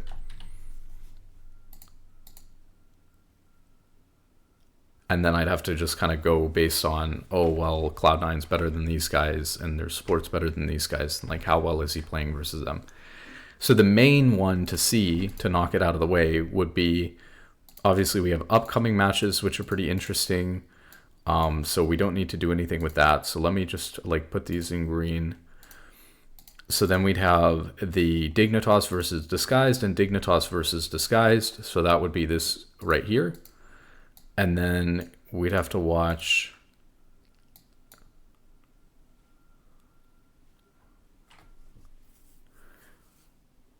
Seos from Shopify versus Dig DSG and Lion, and Lions versus Dig and DSG. So they probably didn't all play each other either. So what matches actually occurred here?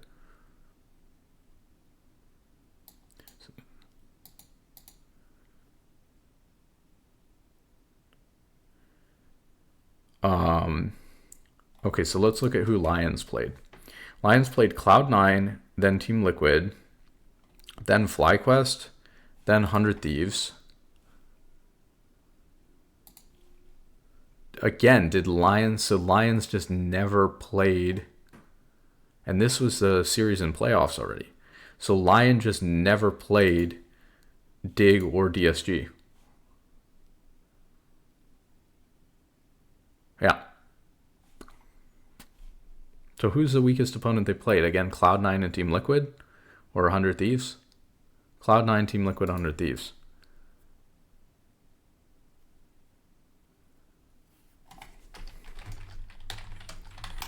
I mean, that's not helpful.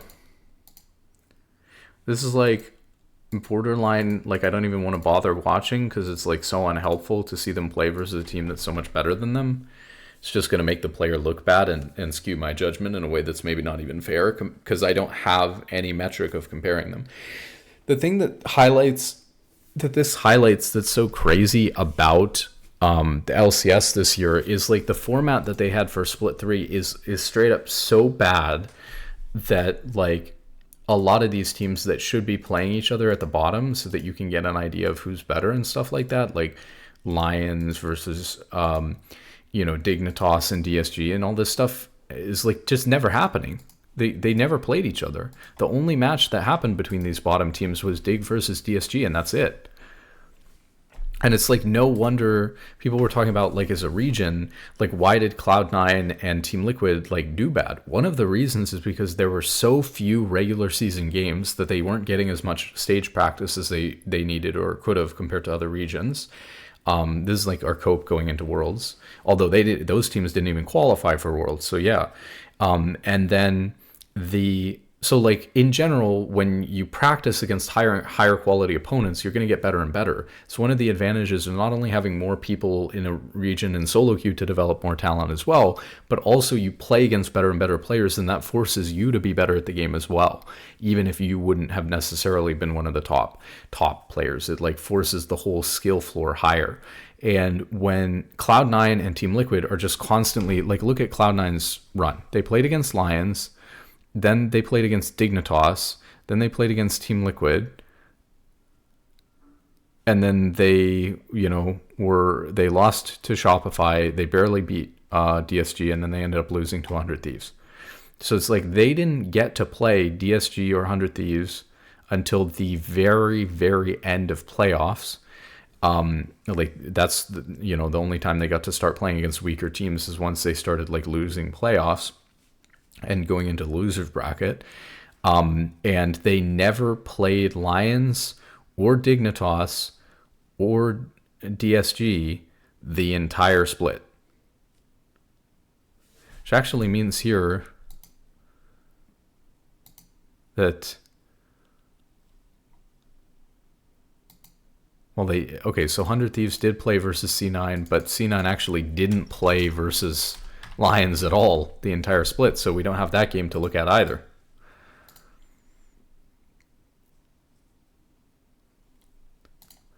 Okay, let's just clean this up real quick then. So for 100 Thieves and Ayla, to get an idea of how good he is, what was their thing? So 100 Thieves played a lot of different teams, right? They played versus Team Liquid during the regular season and lost. They played during FlyQuest during the regular season and lost. They played versus Shopify and took one game. That's not a bad series. So like we had Team Liquid, we have Shopify. We have their series versus Lions.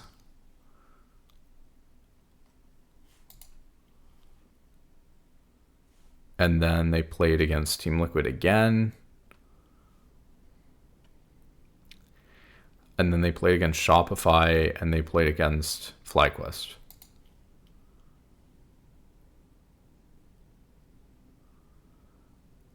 I think the most interesting one here might actually be seeing them play versus Shopify, because then we get to see Seos play a bit as well.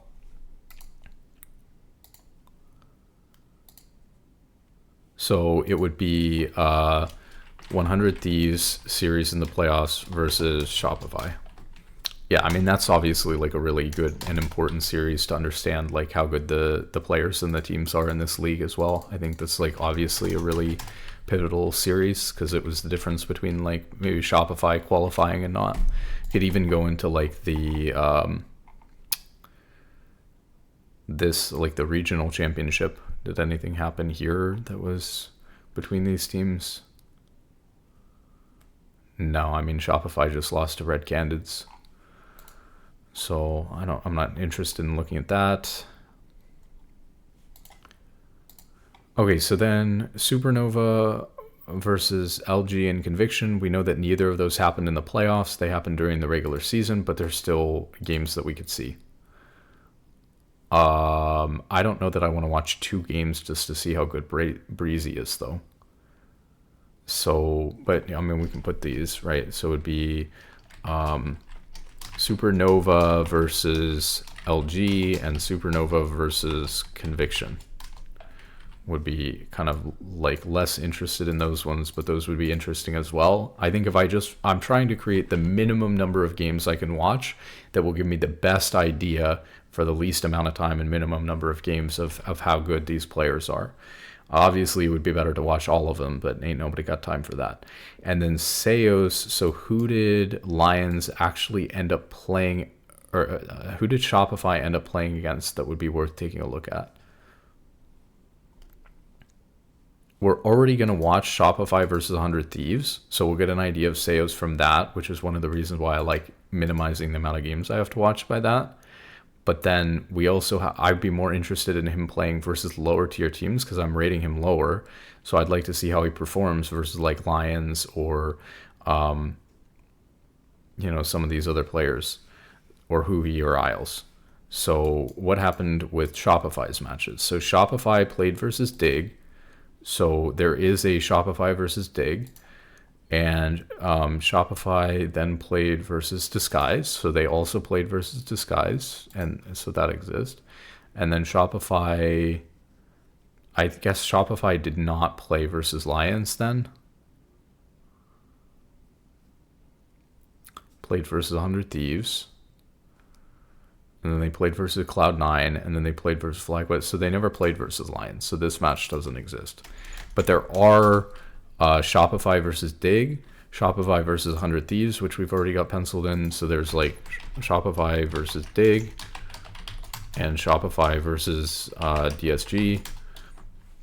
But again, to watch two series to see just how good Seos is not something I'm super interested in. The other thing I'll pencil in here is that I'd rather watch the Shopify games versus Dig and DSG to get a sense of Seos, because he's currently in the LCS, than I would get a sense for Breezy, because Breezy is a tier 2 player, like solo queue legend, who's like lower down. I'm kind of interested for that reason, but like I'm more interested in watching these games, right? So let's actually get into some of the gameplay then. Do we have... No, we don't have any Lion Gaming games here. So I guess the other thing would be like Lions versus Team Liquid happened a lot. They played 2-1 versus Team Liquid in the regular season. And then, is that it? That was it. And then in the playoffs, they lost versus 100 Thieves. So there'd be like versus Team Liquid during the regular season and versus 100 Thieves to look at Lions as a support player, but that's like really even more bottom of the barrel for me. So you have like Lion versus, did they do this? I don't know. Lion versus TL, Lion versus 100 Thieves. Could say I'm like just not really interested in those ones at all. I know that Lions is like bottom of the barrel for the LCS, and I don't want to watch 2 hours of games to prove it to myself. But maybe at some point we'll get to that. So let's just pull up maybe the most interesting one for the standings, which is, am I putting Isles way too high, even though Dignitas finished 7th? And he's not a very good, like putting him all the way at 6th is kind of crazy. And probably a lot of that is coming from the fact that he has the highest LP total of any player in solo queue that we've seen here. And keeping in mind that there are 2 players here, both Ayla and, I keep saying his name wrong. It's Ayla. I think we saw he wrote the pronunciation on his Twitter or something. Okay, so we have Ayla or I said it wrong again. Ayla. Jesus, it is what it is. And we have Ayla and Winsome. We don't really know what's going on with their solo queue, and Ole's solo queue was less LP in total, but actually much higher, and Core JJ's is like very close to Isles. Also, Isles is not current, right? Or is it? Wait a second. How I thought From Iron was the highest. Oh no, From Iron is the highest aside from so confused. Yeah. Okay. So from Core JJ is not higher than Isles in solo queue right now. It was that I thought that from Iron, for some reason I forgot that that was Core JJ, and so I thought that he was the highest solo queue player. But yeah, anyway, so you get the idea. Okay, so let's pull up Dignitas. Finally, we get into some gameplay review. Dignitas versus DSG.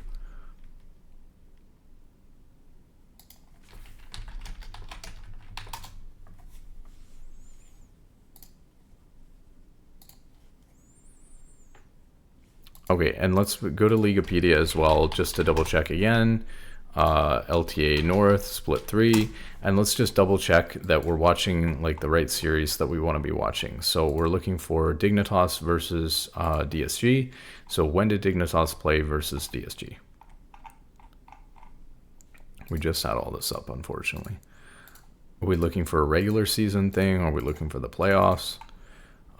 Yeah, so we had an important Dignitas versus, it's both actually. So there was a DSG series versus Dignitas in the playoffs where DSG went 3-1, and there was a DSG versus Dignitas series in the regular season in week 3 where they went 2-1. So this is the playoff one, 1, 2, 3, and 4.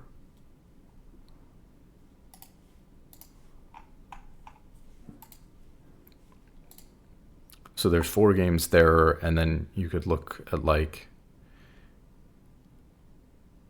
these regular season ones. We don't need to go through all of that though.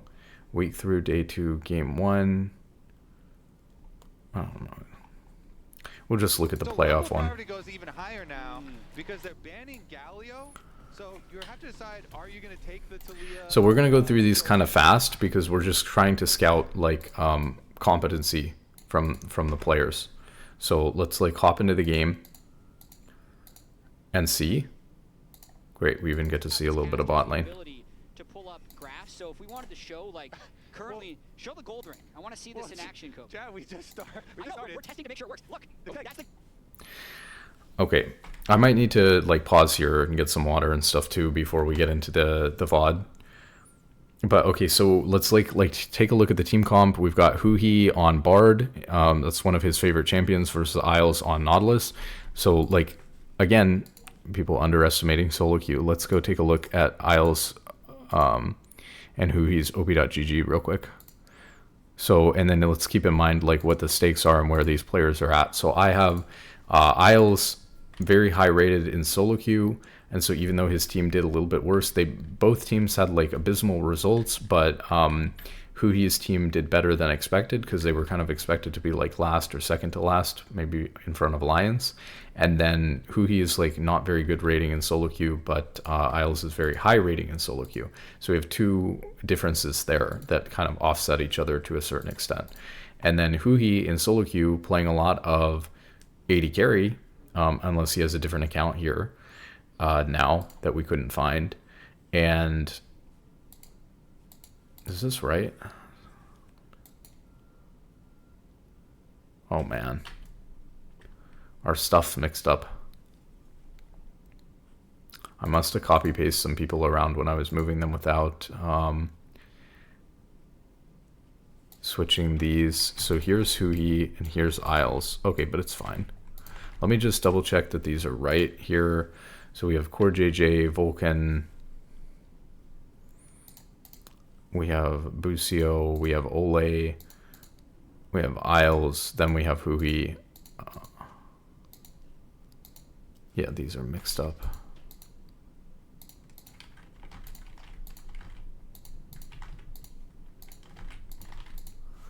So let me sup.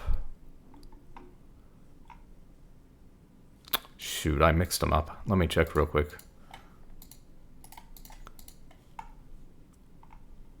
Oh yeah, Isles is just like Isles 000. So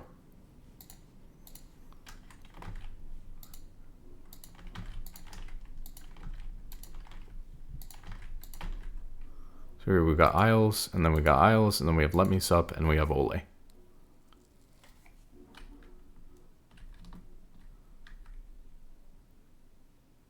Why am I getting confused with Ole? Ole is not in this matchup. Okay, there we have Isles, and then we have Huhi. Okay, yeah, we're good there. And then we have Stunt, and then Zazel, and then it should be yeah, then Ayla, then Breezy, then Seos, then Lions, then Winsome. Okay, we got it in order this time, I think. Uh-oh, Breezy's op.gg is not next to him. God, what a mess. How did I copy the Leaguepedias but not the op.gg? Oh no, this is right. Okay, we're good. We're good. I copy people around when I was moving the rating, and they need to be in line with their Leaguepedia and their op.gg as well. So the stakes here is that we have Isles versus Huhi in the Dig versus DSG matchup. I think obviously DSG ended up taking this 5-2 in both the playoffs and the regular season. We're going to focus on the playoff series that went 3-1, and very, very different, right? Like we said, very high LP on Huhi, or on Isles, very low LP on Huhi. So one's doing really well in solo queue, the other is not. One's practicing really hard in solo queue, the other is not. And interestingly enough, Huhi and DSG end up taking it. DSG overperforms expectations, Dignitas underperforms expectations, but both of them finish near the bottom of the barrel. And of course, Huhi is still competing because he's still up for relegation, you know, relative to his thing. So I wanted to take a look at champion pools, but Huhi had mostly on this account that we have been playing 80 carry, so we don't really glean much from that. But we know that one of Isles' favorite champions, I believe here, if this is correct, right, is the Bard. So in game one, he's picking his Bard. So he just plays his main champion. The point. Oh, actually, that's not true. Huhi took away the Bard. Unless I'm getting the accounts confused again. Yeah, it looks like Huhi took away the Bard and Isles played Nautilus. I see Isles on Nautilus quite a lot, though. I mean, one thing that we could do as well is, like, if we went to, like, Isles, Leaguepedia, and this is really easy to look at, like, champion pool. So we can go to, like, his stats here as a player. And this is split 1, split 2, split 2 playoffs, split 3.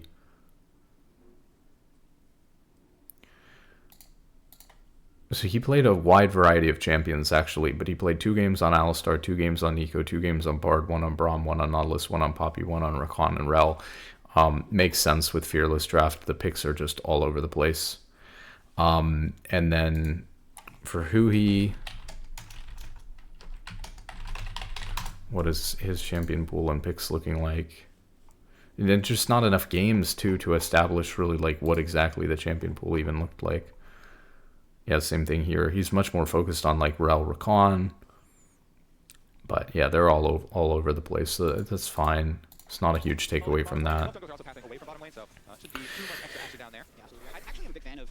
Okay, so they said in, like, game 1, both junglers are pathing away from bot lane. And so there's probably not going to be a lot of action there. So we're just going to kind of look at... You also have a very neutral lane, right? You have Ziggs versus Yunara. So this is a very, like, very boring bot lane where nothing should happen.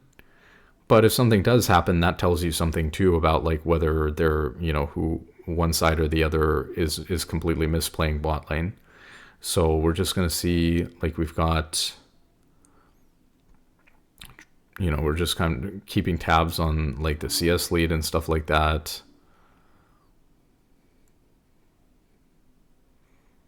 And the prio. It'd be nice if... Maybe I should look for, like, a pro view VOD. I don't know if people put those out or if they're allowed to.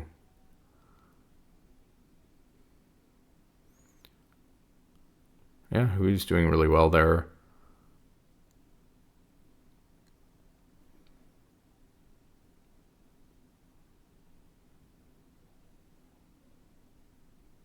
So I put Isles above Huhi, but knowing just the results based and not having seen a whole lot of gameplay yet, Just on the results base, the fact that DSG went 5-2 this split versus Dignitas would suggest that maybe Huhi might be the better player and that Huhi should probably move above Isles, which was actually my initial reaction because Huhi is a much more like historic achievements in the LCS than Isles does.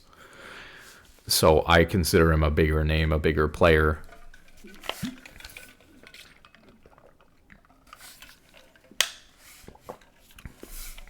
Let's see here too. So Huhi, they're both running the spell book. He's got exhaust. He's just used at top here.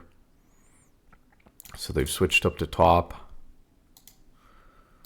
They were pretty even when they swapped. It was about 50 CS to 50 CS. So the bot laners are even. I wanted to make sure we kept tabs on that.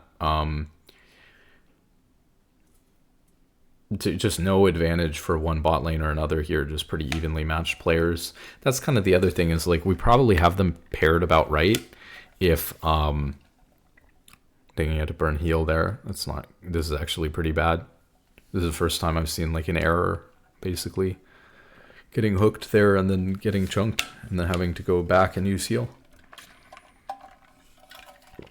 And it's actually created the tempo for this mid play. Although it doesn't work out for Dignitas, but because Huhi was back at base and Isles was on the map, they were able to look for that mid play. But it did not net them anything.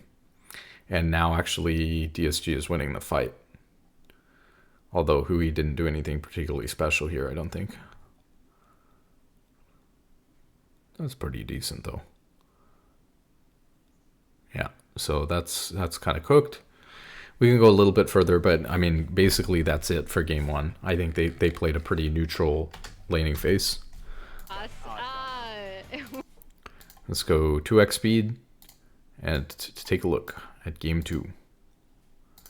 So obviously Disguise off of that end up winning that game. Not that there's not more that can be gone through. I'm sure that there are team fights and mistakes and getting caught and stuff like that that matter. But just to start, we might skim through the laning phase and see if one player is getting a huge advantage over the other or seems significantly better. They had a very neutral lane and junglers pathing away from them. So that game was just very uneventful for bot lane and they went pretty even with each other. So I'm fine with that.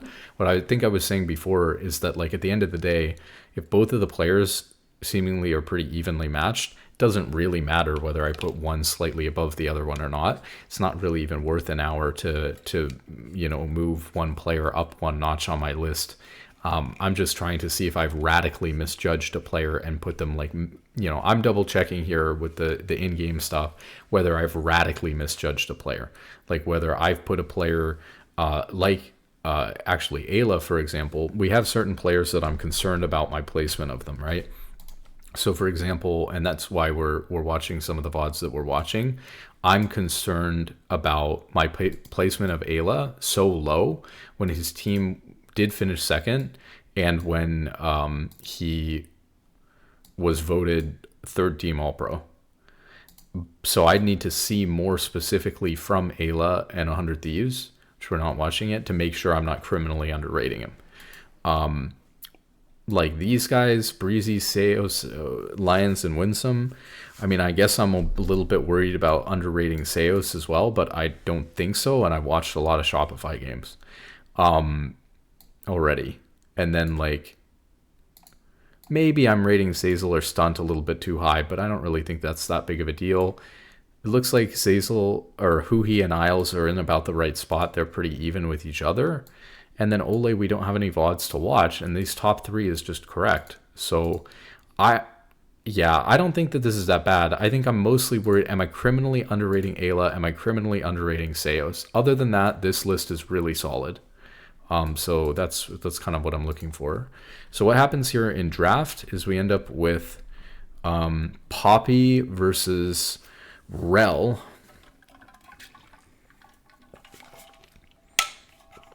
And Jin versus Varus.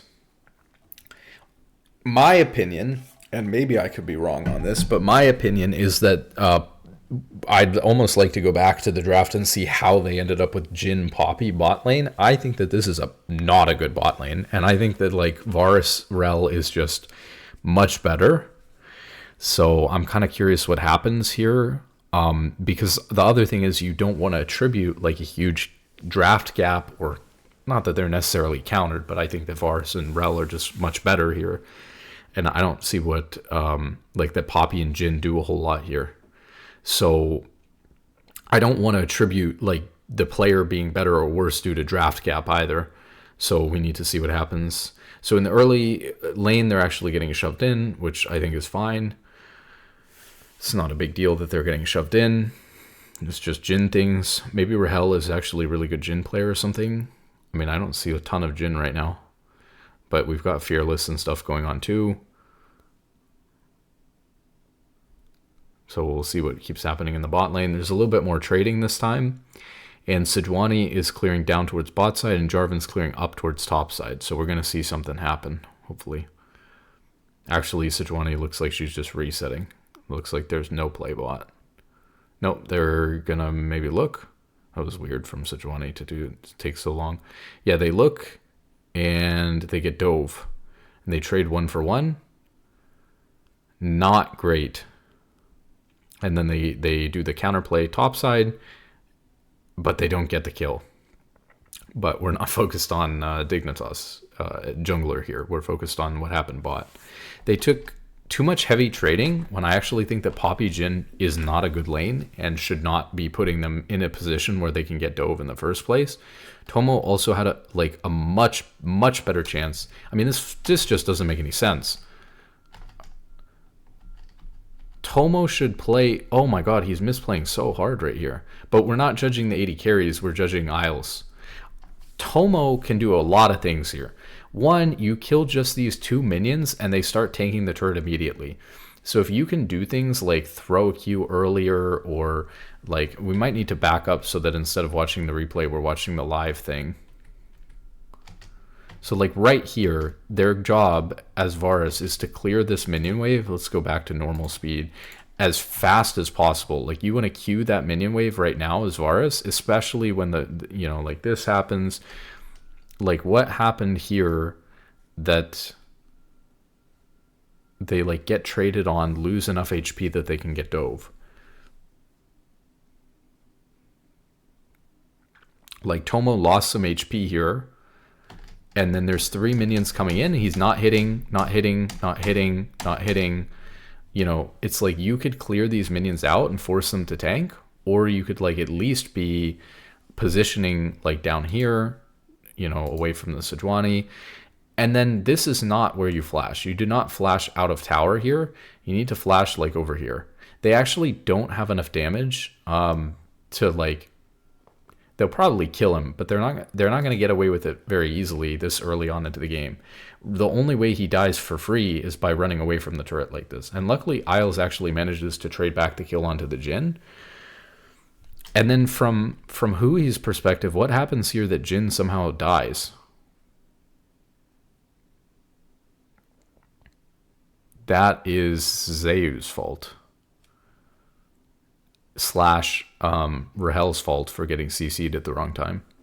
But Zayu walked out of the turret too quickly so that Jin took turret aggro when it...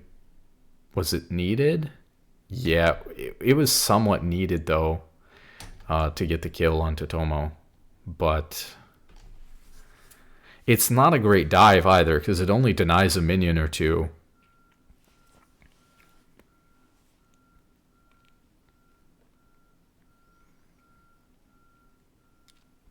I'm a little bit surprised how much does this mess with Sejuani's tempo? None of her camps are up yet. I'm a little bit surprised that none of her camps are up yet because it seemed like he took a long time and lingered before he went for the dive with the scuttle crab and stuff like that, and yet he still had time before his camps were up. But again, we're not looking at the jungle. I don't know. I think Hui and Isles both played that basically fine. But he has some action there. I think both of them played it fine. Okay, so they get the push off of the wave bouncing back. Isles looks mid, doesn't find anything. Is able to rotate up towards top here because they've lane swapped towards top with their bot lane. So he's here matching the play. Totally fine. Trying to get the... Oh. very greedily tries to help get the wave in. Can't walk up like that. Like that is not good. I mean, he didn't like get punished too hard for it. We'll see what the ramifications are. Like he's off tempo now. So there's like a play happening mid. He can't be there now because he's like stuck top and his HP is low. I was wondering if they're going to actually like even lose a dragon off of that. But yeah, I mean, if Isles can move down to that mid play with full HP, like with them recalling or something like that, it's a big difference actually. So that's not a minor mistake, especially at this level too. I don't like that trade either, but it's fine.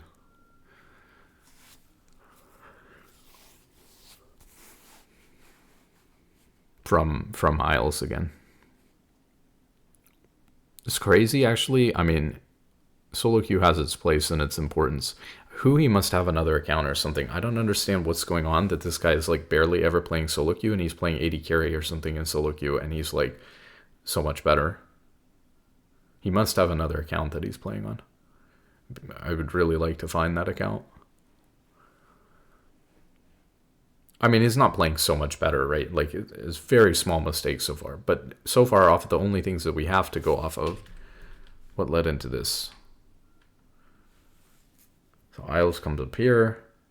He W's forward. And they end up flashing out. So it's just, like, not a great engage. I mean, it's not terrible. They don't die for it, but... Let me look. What were the numbers like when they went for this? Okay, so they've got 3 coming up river. So it's 4v4, but everyone's split from each other. So it's 4v4 in total if there were to be a long extended team fight, but people are split. So right now this is 4v3 onto these 3 with Dark Wings from Disguised very far away. So I can see why Isles went for this. So this is not a bad thought. And then they back off when the teleport comes through as well. So this is just teleport diff. It's not a bad engage at all from Isles. It was like good numbers advantage, solid gameplay, lost because of the teleport. It's 'cause they lost because Photon doesn't have teleport up, basically, because there was a teleport disadvantage, and so it loses them grubs, and it is not support's fault.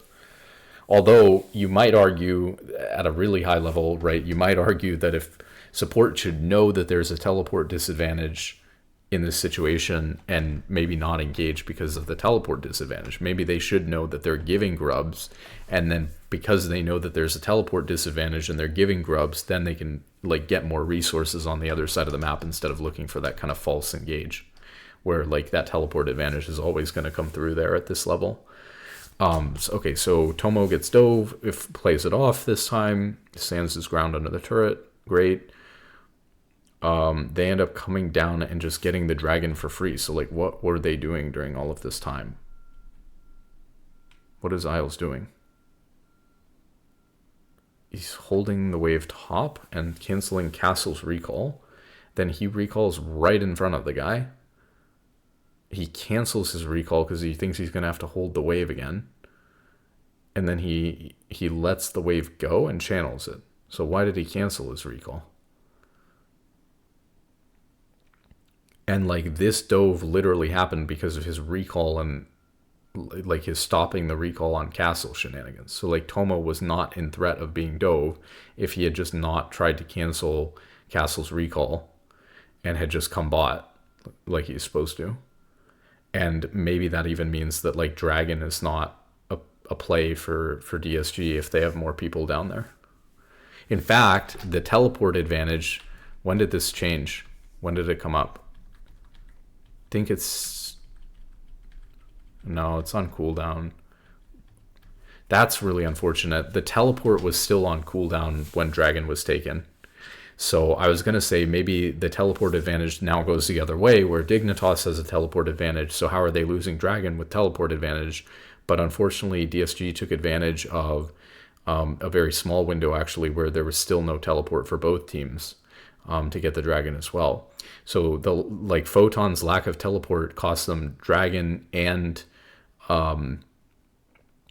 it cost them Dragon and it cost them grubs, and Isles, trying to cancel Castle's recall there also hurt their ability to do Dragon and potentially got Tomo Dove.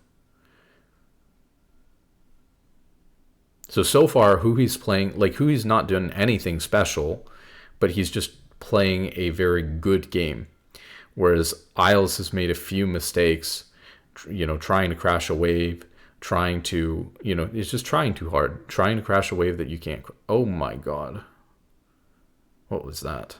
That was a really bad W from Isles. I mean, so we can keep watching, obviously. We know that DSG ends up doing better as a team, but I think I would move Hui back up above Isles so far off of what I'm seeing.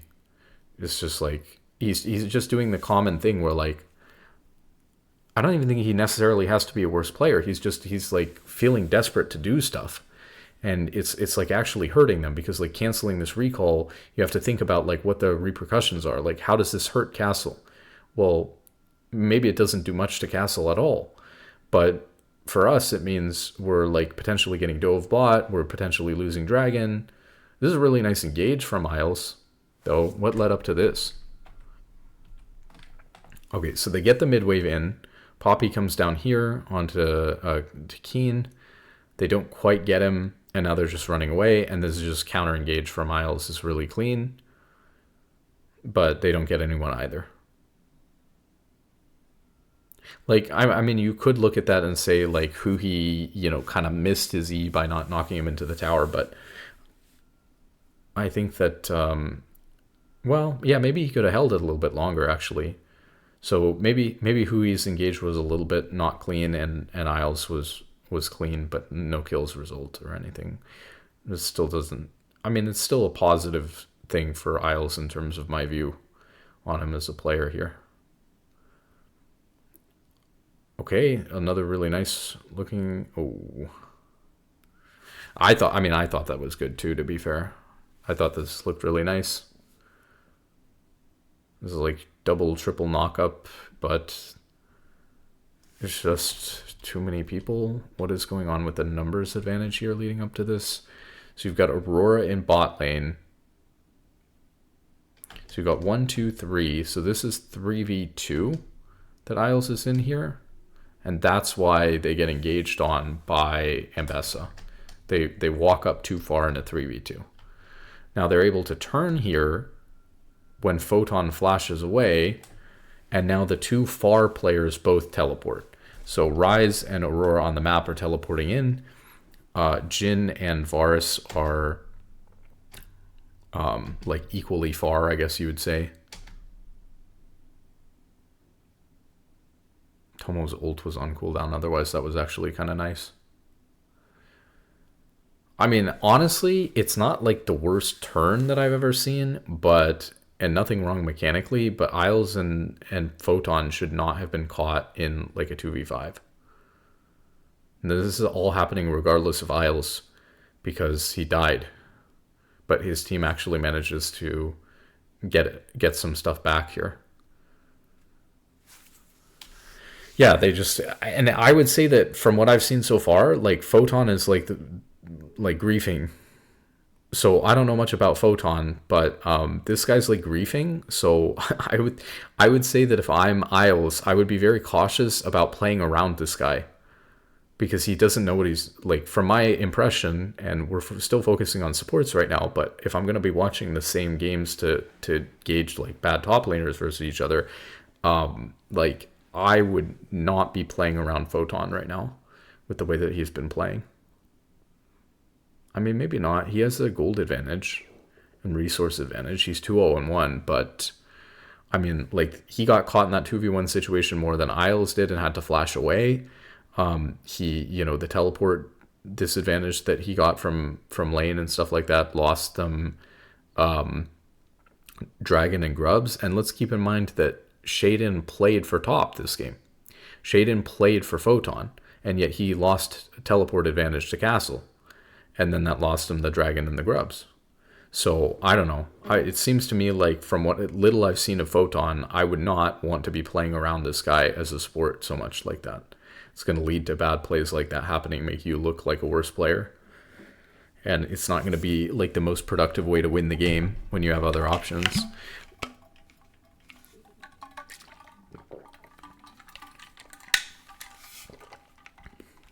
Okay, both supports chilling in mid lane. Dragon in 20. Dig gets priority on the dragon in mid. Move into the river. Start clearing the vision. Drop the Rift Herald to create some pressure mid. Poppy ults him away. Oh, yikes.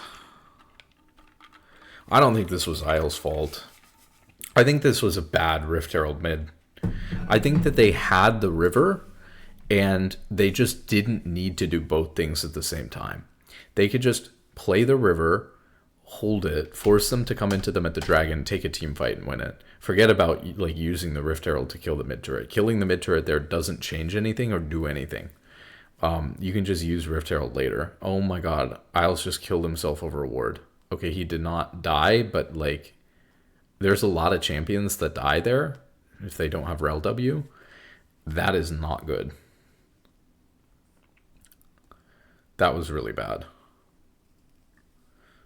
But that was still like the summoning Rift Herald and playing for that mid was not really Isles' fault. He could have potentially straight up gone in on the Jhin too and canceled his ult, and his teammate's HP might have been looking a little bit better, but he might have died for that. So it's kind of really tough to say whether if he had done that and his teammate's HP is much better, whether he's able to save enough of their HP that now all of a sudden they win the fight off of his engage, or whether he just engages and then dies. So it's a very scary prospect, and maybe better to not go for it. I don't really know what would have happened there. Probably depends on your teammates. Ooh. Okay, so we got Dragon up, and Otacon's been up for 2 minutes, but Otacon, as we know, is very, very hard to start because there's like people like Dominate, I Will Dominate, who I respect a lot, but like him talking about teaching Cloud9, oh, you just pull it to the side. Like, it doesn't matter whether you're whether you're pulling it to the side or not. The reason why you can't start Otacon even when you're ahead is because it shreds minus 50 armor and minus 50 magic resist from every member of your team. And so like your carries are taking true damage, and so you're just getting one shot. So it's a big objective for throwing because it very quickly applies all of that debuff to you in a way that's really unavoidable too. Like Baron, you can dodge like its abilities and stuff like that.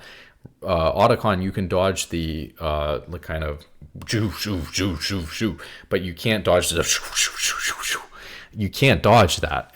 There are very few champions who can DPS it from outside of that ring and not get hit by it. I heard somebody who is a professional player, I think, say that if you stood in the middle of it, like close enough to Otacon that you didn't get hit by the spin. That's not true either.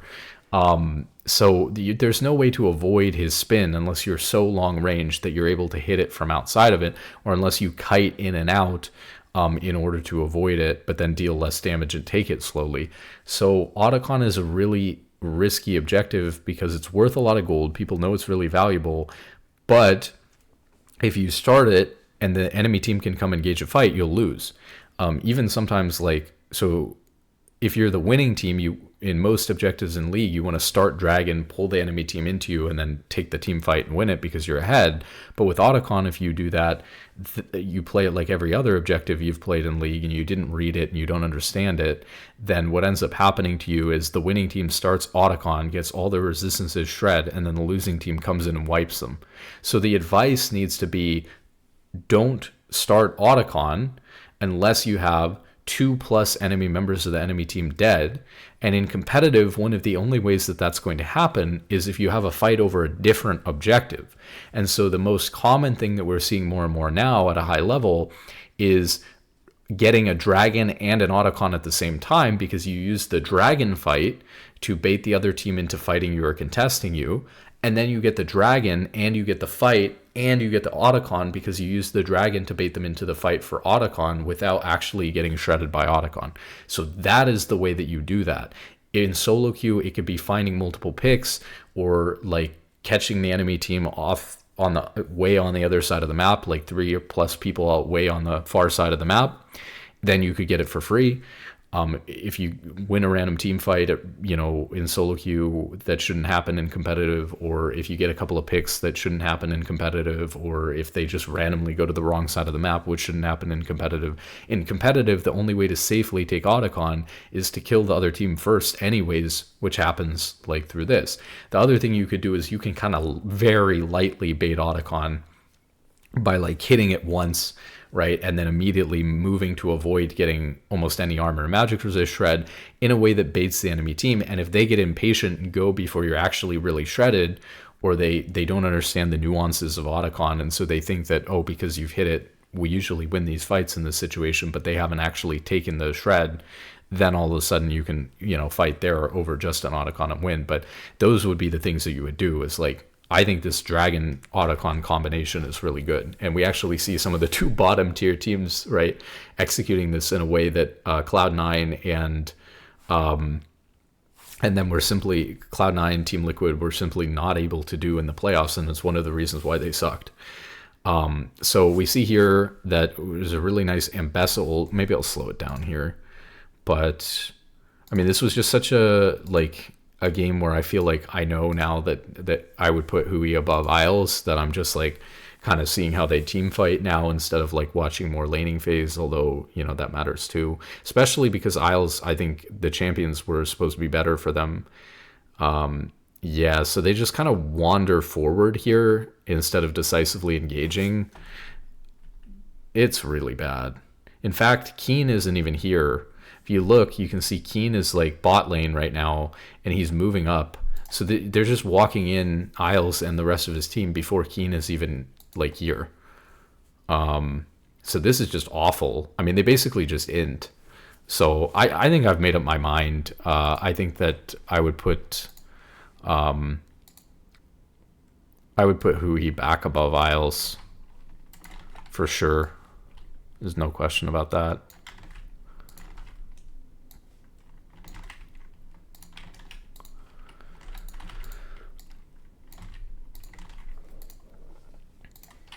And so we've seen these as well.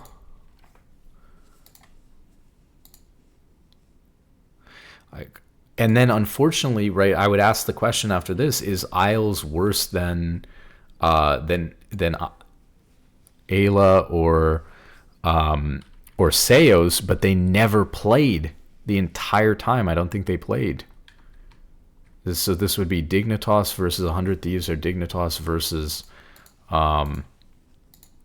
yeah, I just don't think they played. So I'll check one more time to double check, because that's so crazy. That's stupid format. But I don't think that they played. Because my next thing would be like, okay, maybe, so Stunt and Zazel are actually from Amateur, so I don't have any real comparison there. Would I move Isles down to like where Ayla, Breezy, Seos, or not, forget about Breezy. Would I move Isles down to where Ayla, Seos, and Lions are? And I don't know, because I'd need to see them play. So did Dignitas versus, there might have been Dignitas versus Shopify. Yes, that's actually one next, is Shopify Rebellion versus Dignitas. And then there's 100 Thieves versus Shopify. So let's just go into Shopify versus Dig, then maybe next. And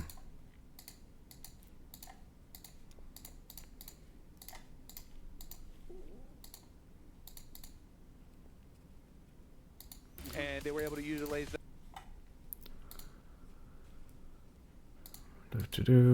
Okay, so Shopify versus Dig, to kind of take a look at whether Isles should really move down kind of significantly, maybe potentially even below Stunt and Zazel. I have a hard time reconciling that with how hard he's grinding solo queue though, but maybe I would put Isles in the, LCS tier of like, why are we down here with like Ayla, Seos, and Lions?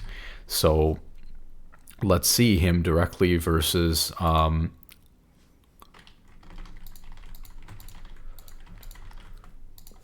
Dignitas, or I mean versus Shopify. So SR versus Dig game 1. So was this, yeah, week 1, game 1, week 1, day 2. So this was like the regular season they played here. Dignitas versus Shopify. Shopify 2-0'd.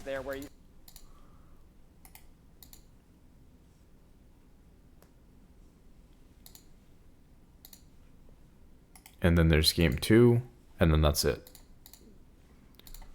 I did have him, and I think he had an incredible split, incredible turnaround after a rougher. So let's go over some of the basics here. Like, again, we've seen Isles is a player very high solo queue rating, yet like not very performant actually in game as far as I've seen. I've seen him make a lot of mistakes already in not a lot of footage. So that's not great.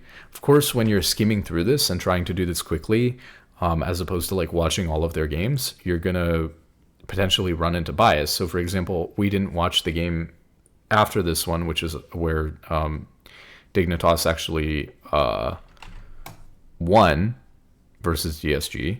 So maybe he would look a little bit better in that game.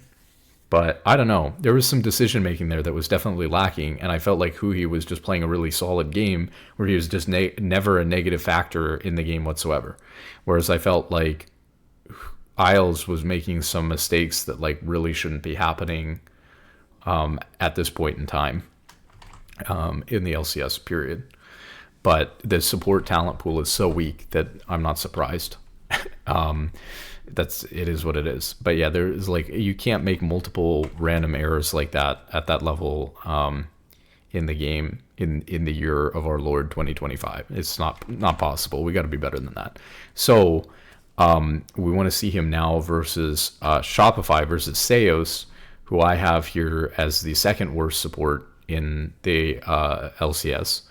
And that is going to make a big difference, because if I feel like Isles is maybe worse than Seos, or they're like on the same level, we have a conversation about like, do I think that these players who I don't have a comparison for really, but stunt Zazel Breezy from Academy or from Challenger League, do I think that these top 3 players from Challenger League belong above Isles?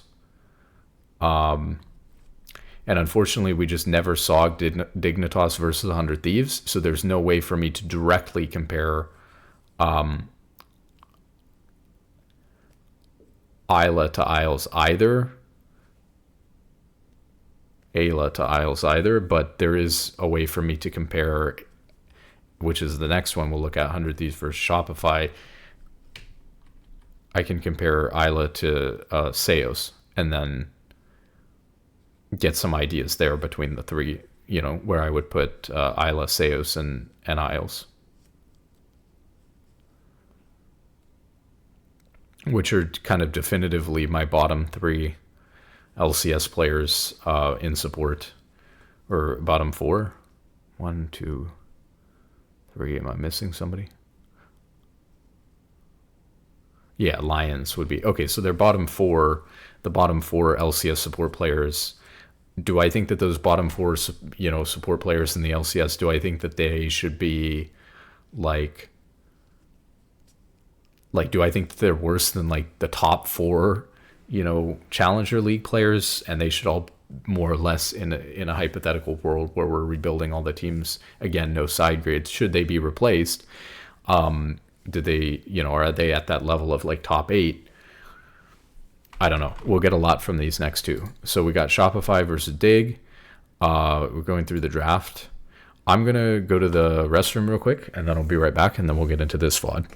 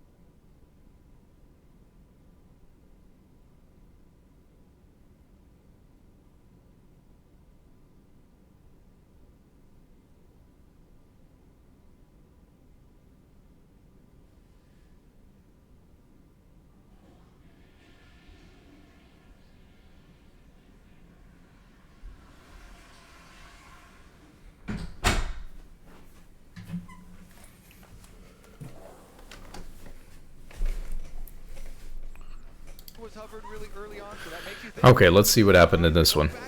Oh, we got a pause right off the bat. That's funny.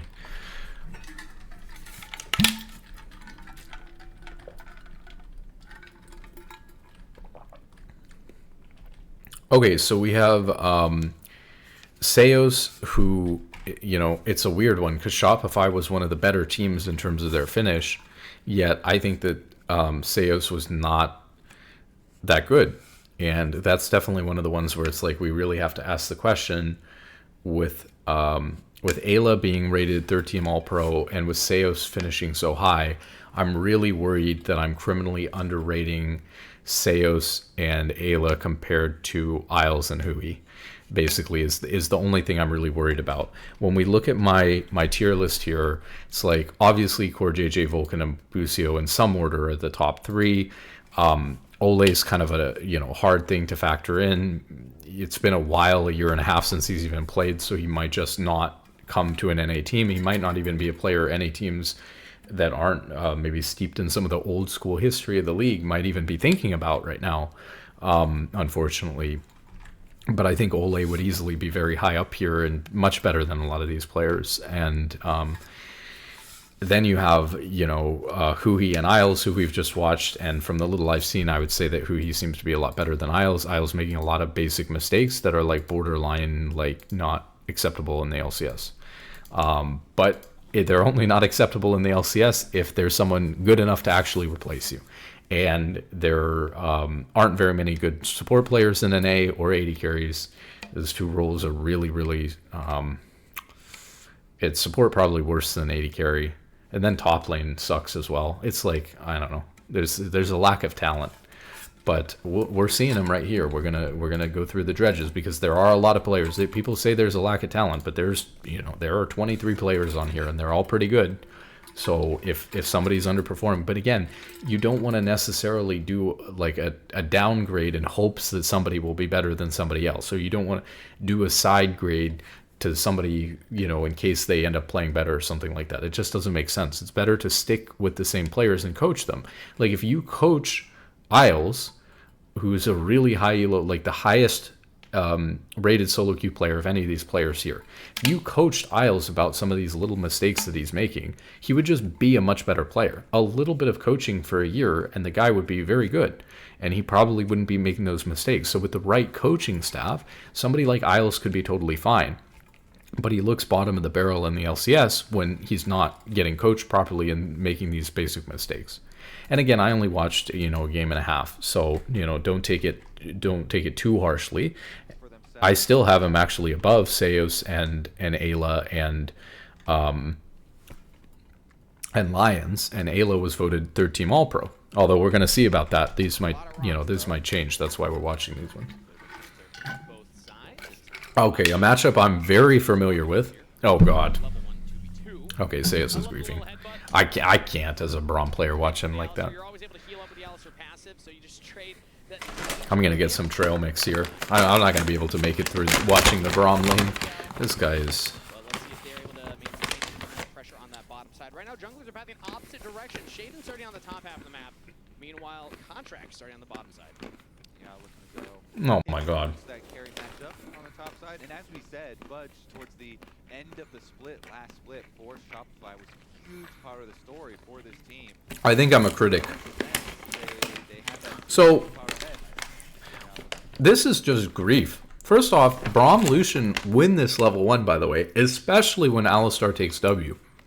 And when Alistar headbutts them away and his W goes on cooldown, it's like here. Right here. Okay, so now Alistar's W is on, I don't know exactly what it is, like a 10-12 second cooldown. Once Lucian comes back in here, and unfortunately they pan away because it looks like they've disengaged, you can just walk at them here at level 1 and they can't walk up and hit the wave. Look, they even know it. Tomo is just sitting back there not even hitting the wave because he thinks Seos is going to be positioned here in the very far front of this brush. But Seos is just sitting AFK in the back of the bush doing nothing. You can just walk at Corki right here, or even the Alistar because he doesn't have Q. You know, he has W and it's on cooldown. So once the Alistar puts his W on cooldown and you have your stuff, you can just walk at them. Even if Braum wasted Q and missed it, which he did level 1, it's not that big of a deal because Braum Q is like a 5-6 second cooldown. Whereas Alistar W is like a 12-second cooldown, 10-second cooldown. So your Q will come up and you have a window to fight this. And they just let them do nothing. Not much else you can do as the level 1 cow.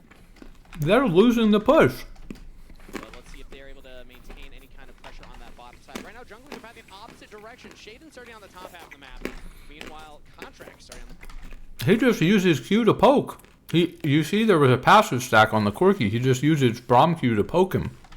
Oh my god. Yeah, look to go. Influence that character. I think Seos is going to be in for a rough one on this VOD review. Because I think as a Braum main, I think I'm a bit of a critic. Great matchup on the top side, and as we said, Budge towards the end of the split, last split, huge story for this team.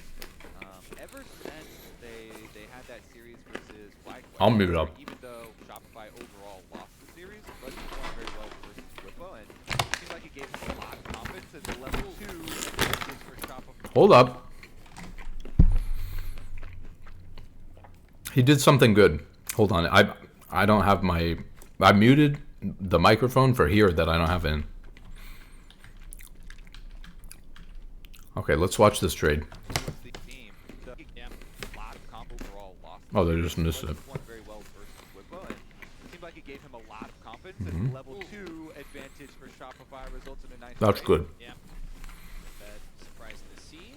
Braum does provide a lot of pressure at level 1 in that lane, so Isles and Tomo now level They weren't level 1. 2 can maybe... They actually... Yeah, they provide a lot of pressure level 1. The caster's right, but they didn't do anything level 1.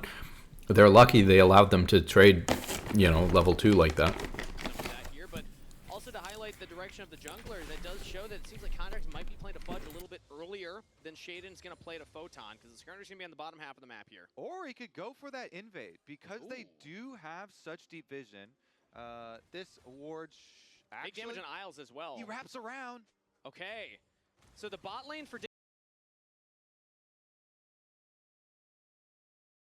Oh, man. They both have no idea how to play the matchup. I'm sick. Dignitas is behind now. Contracts is in the mid lane onto Kaney. Stun set up by Palafox. Kaney is in trouble. Has the flash available. Does not use it. First blood to Palafox. Oh man, that Oh, I'm sick. out of vision. Whoa.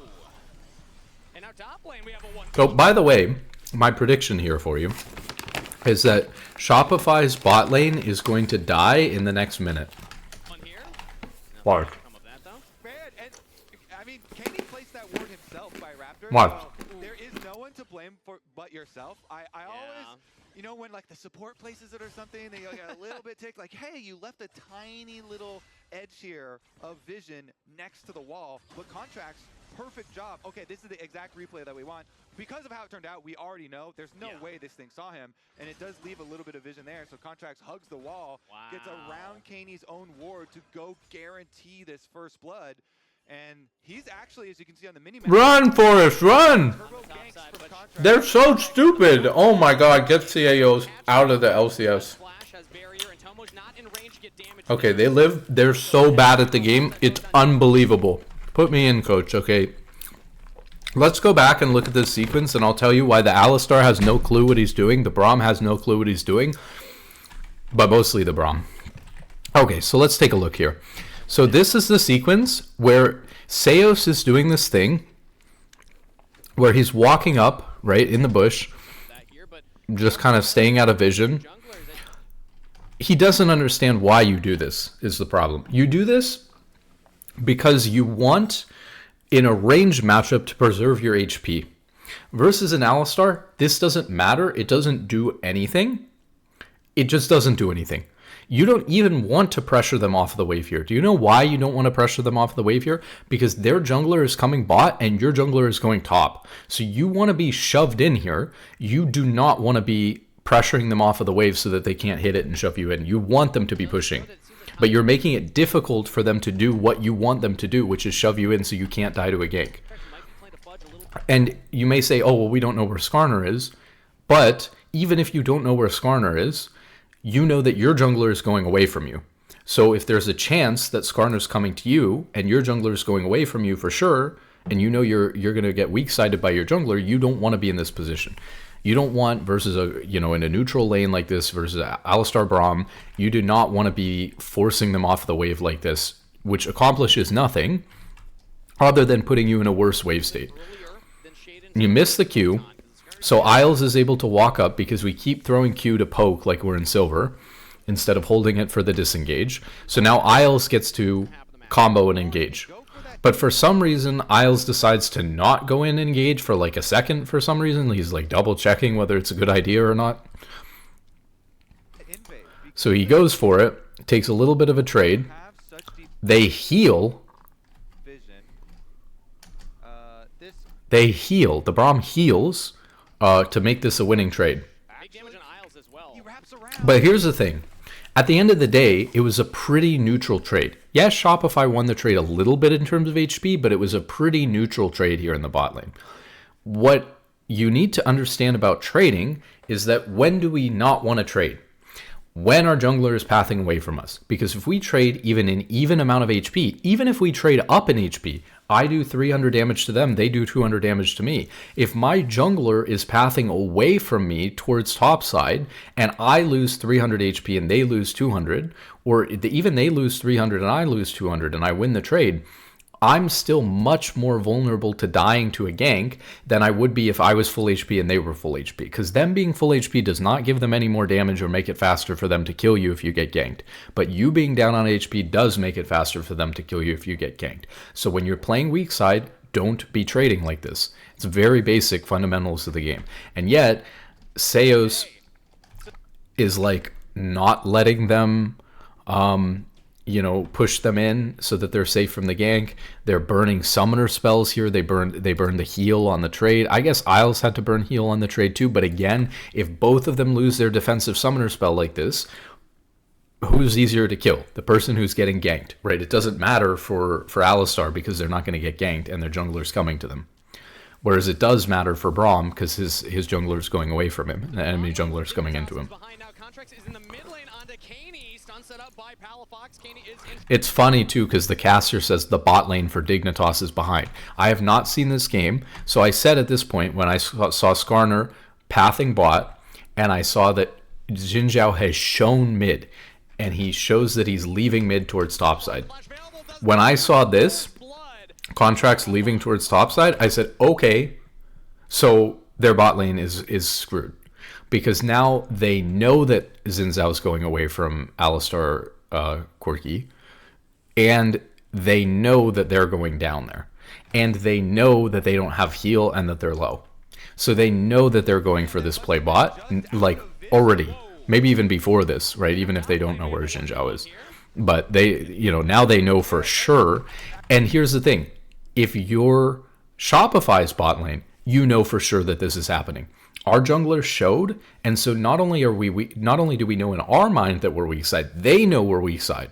And we lost HP in a summoner spell. So we better play safe, right? Look at what they're doing. Are they playing safe? I wish they would pan down here. So what do? They channel recall. Actually a great idea. It looks like they were up in the lane. Maybe we don't know exactly what happened. Like a very common thing here would be to try to shove out the wave and then recall, right? To avoid the gank, right? You just, you shove out the wave, go back, and you get a recall in. What do? They canceled their own recall. B-Voice stops it first. They canceled their own recall and pinged that they want to move into the bush. The first bush in bot lane. It's very hard to see. It's like this big on the minimap. But they ping that they want to stay and try to cheese them out of the first forwardmost bush in bot lane. But what happens? They're sitting in this first bush for no reason, letting them hit the minions. And now they walk out of the bush. So now they walk out of the bush, right? And now what's happening? They're getting ganked. Isles flashes in. Tomo like doesn't like the play because of the gigantic wave. Has flash, has barrier, and Tomo's not in range. So they don't get the kill, No kill gonna happen. but On top side, Photon did get back to the turret. Contracts does not find anything on the top. like the sequence is not good. The sequence is not good. There were things that they could have done. Like, for example, rather than forcing the gank immediately right then, what would have been better for Dignitas to do is let Tomo freeze this wave, catch the wave, the gigantic wave, and freeze it. And then when they go to recall, use the Skarner to stop their recalls and then force the situation there where like they can't recall, they can't get home. The gank is just to prevent their recalls, and then the gigantic wave is frozen on them. So this forcing to try to get the kill when they both have flash was not the best option that they could have gone for. Versus a better team, you will get punished for this, right? The point is that the amount of mistakes that Seos made leading up to this is really disgusting. And I don't know whether Isles, with his Alistar combo that he went for and then they lost the trade slightly, I don't know whether that was a calculated thing because he knew where the enemy team's jungler was and where his jungler was and the weak side, strong side dynamic, or if he just comboed him because he was up too far. And even though it was a losing trade. And if he just comboed him because it was a losing trade for Braum, then he doesn't understand why to do it either. And so that's my guess, to be honest, is that neither of them were really playing it all that well. But it could totally be the case, to give all credit to Isles, that he was thinking about that. You never know. So everybody getting their back off, and One more thing I want to say about my tier list. My tier list obviously doesn't and can't include the ability to communicate and shot call. And supports in particular, also jungle, but supports in particular are one of the most important roles for communication, shot calling, and decision making for a team. And so it could be the case, I don't know that it is, but it could be the case that, let's say, the worst support player, in my opinion, so far, without getting into too many VODs, is Lions. It could be the case that he is the core decision maker for that team, and that team would be much, much worse without him. Could be the case. So you can have situations, especially with a role like support, and I feel like it's worth mentioning as a caveat, that you can have players who maybe aren't playing super well, but if they are a leader on the team, a shot caller on the team, important to the decision-making process of the team, and that decision-making process is going well and resulting in wins, like Ayla, for example, could be, right? His team's doing really well.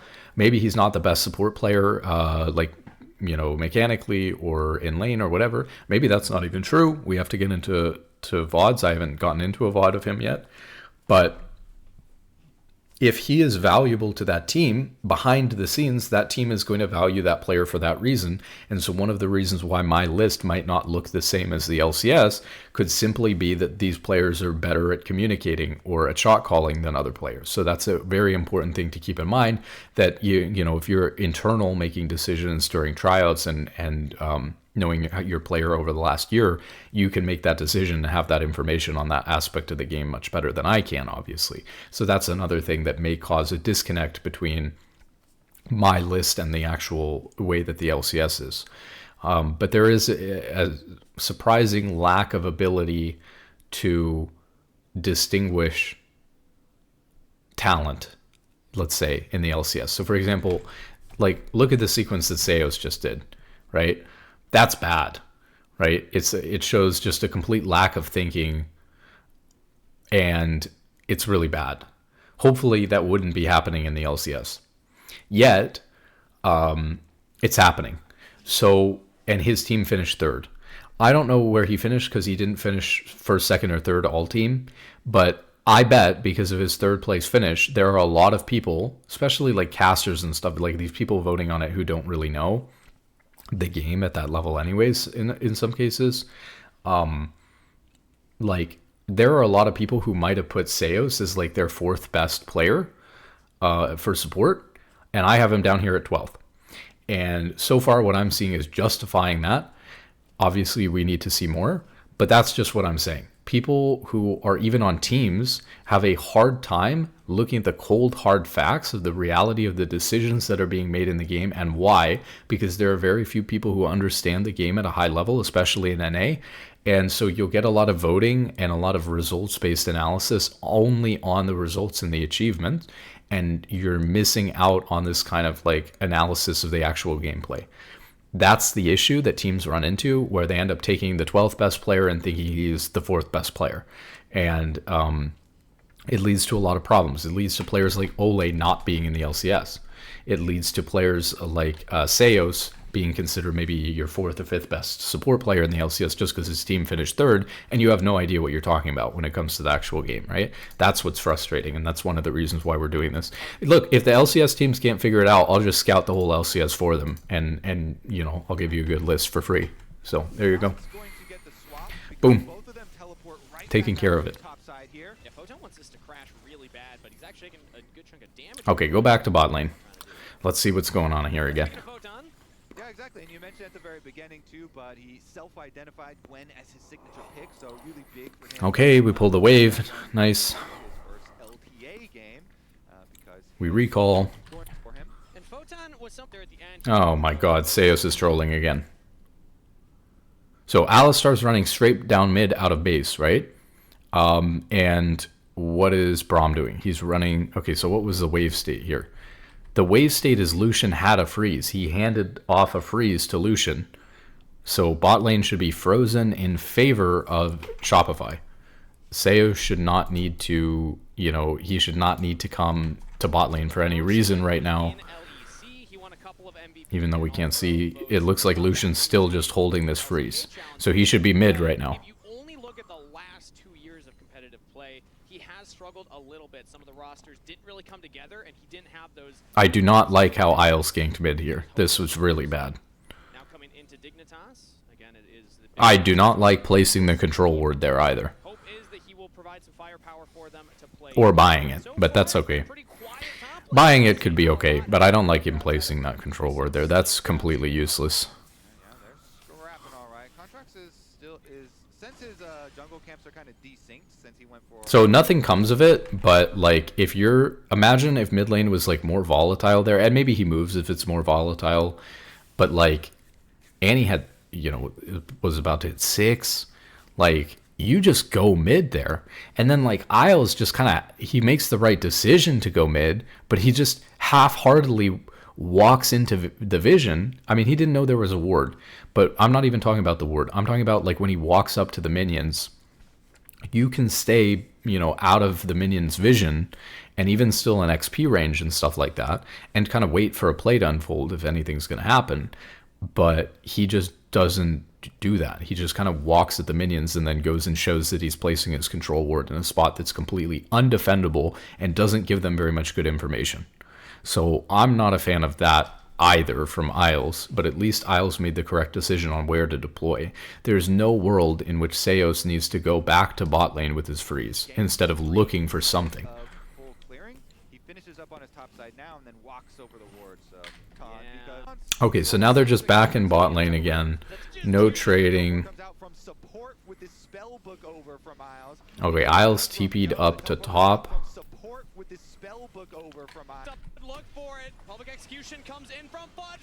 So Isles teleports in, but it's too late. Yeah, I see he can't teleport in until here, though. Yeah. It's tough. I mean, okay, so I would say technically that's bad for Miles, but that's really hard. Usually you wait on a dive for them to actually commit so that, you know, otherwise you just waste TP. It's kind of tough because it's like what he needs to do actually is, in hindsight, is immediately TP so that there's just an extra person under the turret and they can't possibly initiate the dive on him. And so instead of trading any kills or anything like that, they're just going to hold off the dive, and now Corki has to 1v2 bot. But usually what you like to do with teleport is wait until they actually use their abilities to commit to the play, then teleport. But that doesn't work in this specific instance because Photon is so low that he will die. Also, Photon has been terrible on all these games, by the way. He will die if you wait until they commit, and so you have to go early. But I don't really blame Isles. It's kind of tricky. Supports are also like aren't super used to using teleport. And Unsealed Spellbook will just be nerfed, and then we'll go back to playing normal anyways. So. So Kenny did push that mid wave, and that one goes into the tower, but still. I wouldn't give him too much grief for that one. That one's kind of hard. But technically, it's a mistake. Oh, let's go 2x speed. We gotta get through these. Costing them 2 flashes here, so it was both Powerbox and Fudge investing into that. Those are one of those moments where Photon's able to flash away. That's A+ marks. He was able to dodge the first half, not the second. Yada yada yada, yappa yappa yappa. Are we serious recalling right there? Oh my god. It's like my solo queue games, man. I mean, it looks even worse. It would look even worse on 1x speed. I was going to say maybe it looks worse because it's 2x. Okay, they both deploy to mid. Fine.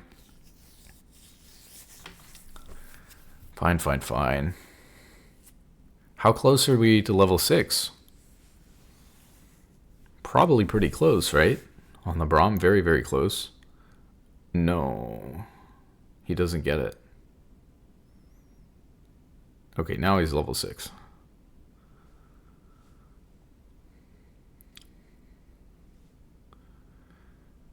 So they get the grubs. Now he needs to go down and help Annie, which he's doing, which is great. That was such a useless W. Why did he W 1 inch forward instead of to the... Hold it until you're actually on vision, or like W more forward so you're actually like using it for some distance. I don't know why you just did that, but it's fine. Maybe misclicked the minion. I hate to see it. Probably not, right? Surely not. Okay, so then he's finally decided to leave bot lane, making his way towards top lane to defend the dive onto Fudge, the Ambessa here. Cancel some recalls. I like that. His Q was still on cooldown, couldn't cancel the second one, that's fine. Reset, go mid. Both supports go mid. Looking dandy. Uh-oh, we're pivoting away from mid. I'm gonna try to make a play bot. This is not good. What are we doing? I think this is his jungler's fault, though. I'll be honest. I think his jungler is pulling him to this terrible play. Oh, that's contracts. Hey, my bad, contracts. I mean, I could be wrong. I don't have the comms. But yeah, they just killed Fudge. So what happened here, right, is this weird split where Alistar and Braum both reset. They both deploy mid, but then Braum moves towards bot lane and Alistar moves towards top lane.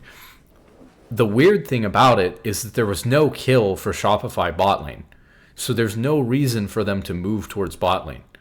What he should have done is, if there's no free kill for us bot lane, I should move instead to defend the kill top lane on Fudge. Fudge shouldn't die here if Braum is able to move from mid with him, and so instead of being 2v1, he's just has advantage here. So let's see. Is it worth it, though? It looks like maybe they're getting a dragon. Yeah, okay. They do force them back off a bot side, though, and get a dragon. And then Palafox is able to TP top and trade a kill back too. Although that's pretty weird. So I would say all in all, I don't know whether... I wouldn't blame Seos for that. I think it's like... Probably Contracts wanted him to play that side of the map and was moving down there anyways. And then he was like moving that way towards top and then went bot because of Contracts, I think. And they end up getting the dragon off of it. So I think that it's fine and it's good. I wasn't paying attention to the dragon spawn timer. It's really weird on these replays, to be honest, compared to what I'm used to seeing on like Tab and in solo queue games. I'm not like, I don't even know. I guess this is a Rift Herald. Like it looks like an eye icon. I don't even know what this icon is. So I'm a little bit not aware of the objective spawn timers right now. But yeah, that was fine as a trade. So they trade for, you know, Fudge getting fudged on for the dragon, and I think that that's fine. Okay, both supports deploy to mid.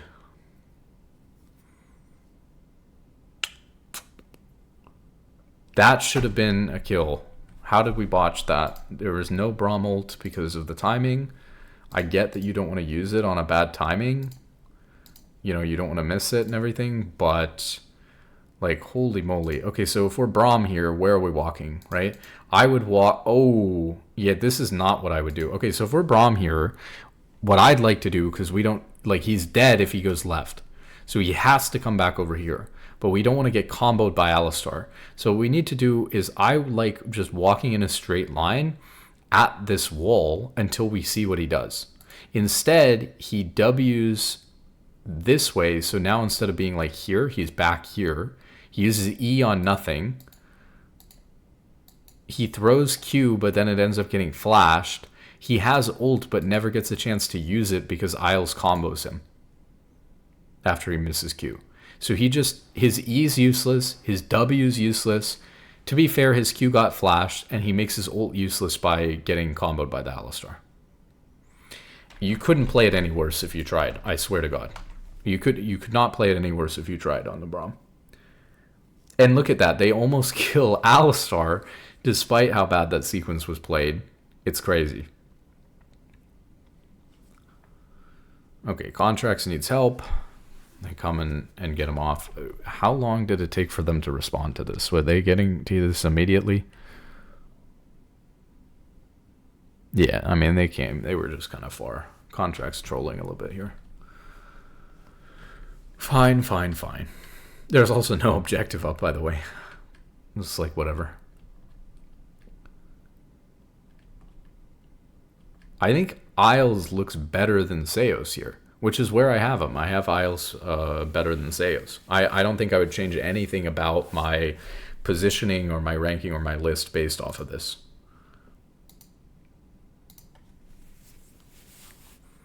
Okay, boom, they combo onto Isles. Isles is forced to burn ult. That's kind of a mistake. So Isles needs to like walk out. Oh man, Isles has pinched him. He's already made a mistake here. How did this happen?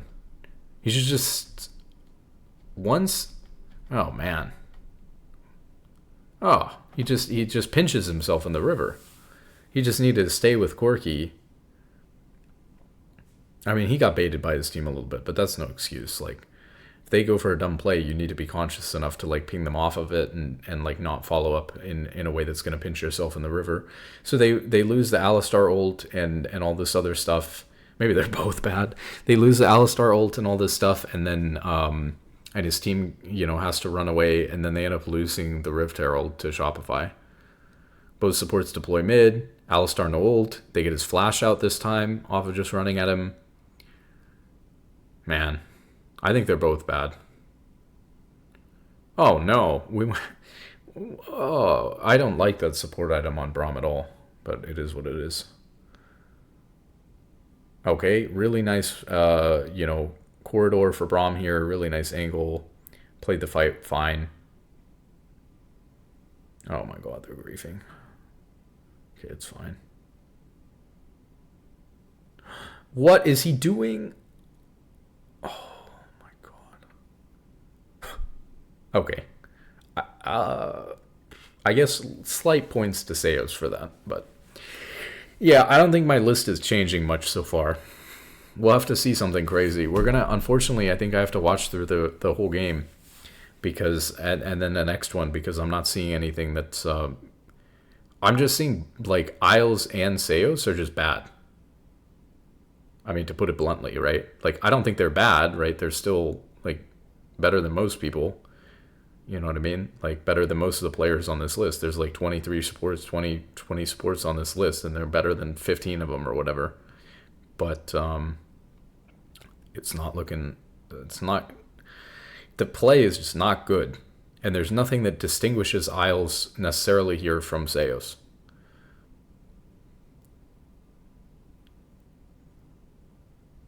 They're both making like multiple mistakes a game. Like, it's swinging, like multiple objective swinging mistakes a game. It's like, I would not want either of these players on my team. until they receive like serious coaching to fix like these gameplay issues, right? That's how bad it is from the series that I've watched, the games that I've watched here. So, and you know what I remember from the ones that I watched live when they happened as well. It's like, that's really scary.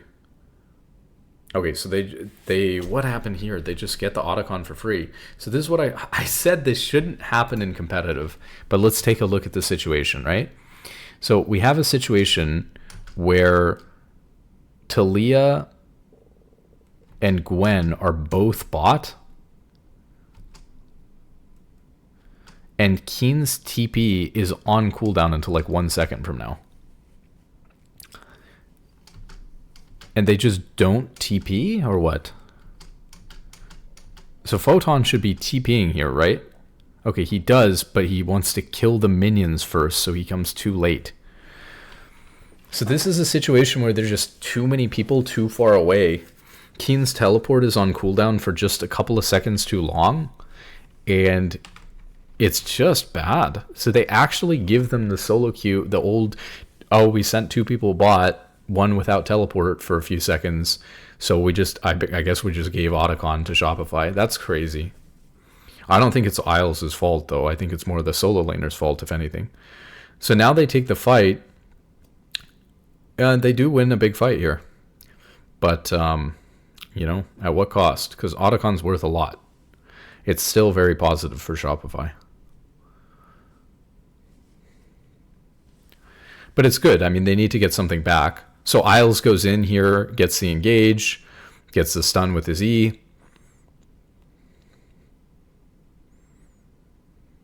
Yeah, I think Isles played this well. It was a good call to engage this. Stopped at the right time. Everything about that looked fine for Miles. And they needed to get something back there because that was such a disastrous macro play from their solo laners.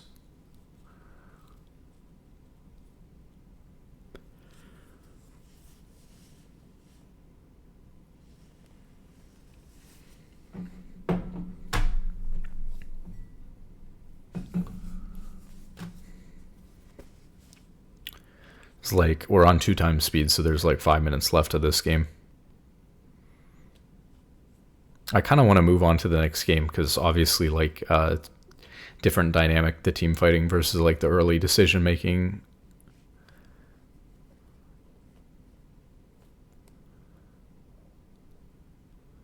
Okay, they're pushing up mid. And they're backing off to the dragon. Oh, Classico. They get the dragon for free.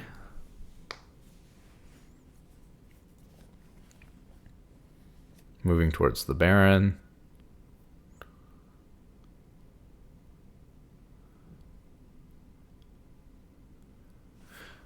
I'll say another thing. I very rarely, and I just saw him do this, Seos, very, very rarely use E for the 10% movement speed boost while using Sweeper. And the reason why is because Braum is a long cooldown. It's like, it depends on how much ability haste and stuff you have, but it's like, and you start maxing it second as well, so he actually has 2 points in it at this point. But it's like a 15-second cooldown right here, maybe a little bit less. Using it, I swear to God, gives you 1 Teemo worth of movement, 100 units. So if you think about like an 80 carries auto attack, it's like 1/7 of that or something like that. Like if they have 700 range, it's like 1/7 of that. You move such a tiny difference in distance forward from using that. It is never going to make the difference whether you sweep a ward or not. And putting it on cooldown for 15 seconds, especially while you're out in the river while your team's resetting, is a bad idea. It is just bad, and it shows that like a lack of attention to detail. Well, it's not a lack of attention to detail. It's like the noob trap level of attention to detail. Like I know enough about Braum to know that his E gives me movement speed. I don't know enough. I haven't thought about it enough to think about whether it's actually worth it or not. So I just spam my abilities for fun because it does something and I know it does something, but I don't think about whether it's worth it or not. That is not a big deal. It's just a stupid Braum, and it's not going to make, you know, any difference in most games whether he uses his E while he's using Sweeper or not to get a little bit of movement speed. But I'm telling you, it's just never worth it. And it's more endemic of the fact that the player is not thinking about why am I doing what I'm doing and just like playing. And that's scary. And now he's dead. Okay, so Seos to the bottom of the list, you go. So he just kills himself for fun in the river. And now they lose Baron. Oh, well. Oh, actually, his team just fights a 4v5 without him and manages to hold them off. So they don't even bother trying to start it. So he just gets picked for free, and boom, like a solo queue game, he gets bailed out by his teammates, and he's saved, and he's back up. That is disgusting. Okay. I don't even know that I want to watch the second game of the series. I think I've seen enough. I think my list is cooking right now. I just want to make sure that I'm not... I think I have Isles in about the right spot. Seems decent, but he's making some mistakes. Seos definitely should be below him. Definitely towards the bottom of the barrel of the LCS supports right now. Oh, God. Now Isles just did it. Never mind. Oh, my God. And the repercussions on this one are so much worse because his whole team dies. Hold on. Oh, brother. So, what? Why would you ever W in here as Alistar? That is so cooked in the head. It's insane. He thinks that they win this fight. What?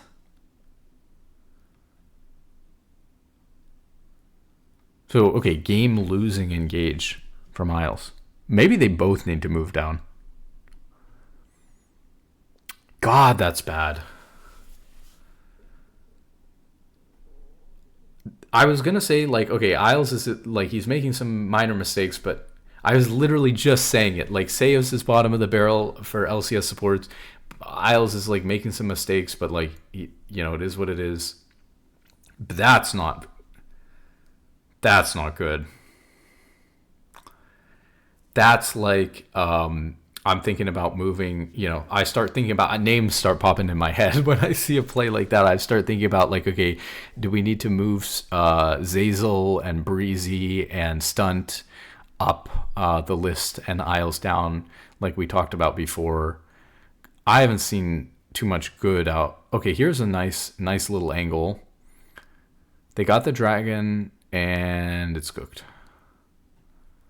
I don't think that was that bad, though, for Miles. Not that bad. You know, they got to fight something back. They just got the dragon. There's an argument to be made that, like, it's really high risk because of a couple of things. Oh, yeah. Actually, maybe I changed my mind. Maybe this engage is stupid. So, number one, we're engaging onto the Braum. Number two, the minion wave is pushed up to our inhibitor turret in mid. Like, the wave is pushed up as far as possible. So we get nothing other than a few kills out of winning this fight. And if we lose this fight, game over. The other thing is we've already gotten the dragon, which is the objective that we came for. So, like, we just don't gain anything by winning the fight. It's very, like, high risk, low reward. Like, if you lose this fight, you just lose the game because the minion wave is up in mid. But if you win the fight, you get nothing because you already took the dragon and you have no minion wave to push with in any lane. So I think this is bad. And then on top of that, like, the only person who walked into the trap was Braum, which is, like, not super ideal.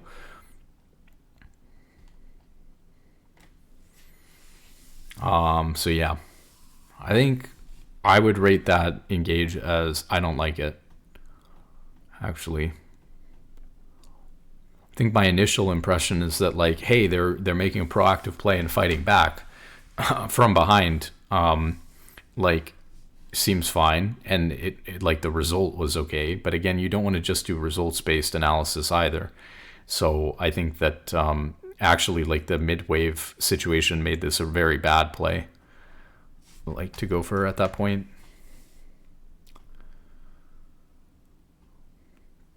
Okay, we're looking to fight around the top side. I mean, I guess they're just going to lose here soon, right? Because there's only a couple of minutes left in the VOD. We got a minute and 30 seconds. There's a reset into a fight somewhere. There's no objectives up. How do we even end up losing the game?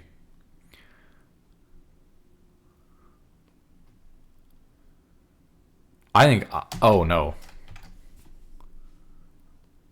So I'm looking at Isles being the furthest one up again, and I'm thinking, oh, how do we lose the game in the next minute and 30? And it's like, that's it. But no, he's okay for now. He's going to go in, isn't he? No, he's recalling with nothing, maybe for wards. Okay. Wait, how does the game ending in 20 seconds? What?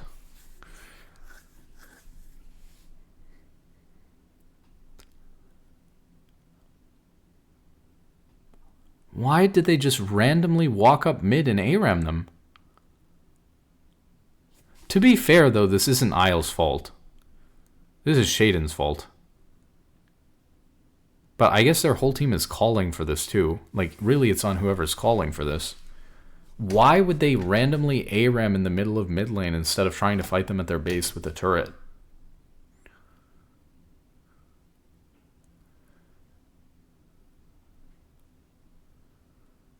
Not good. But not Isles' fault.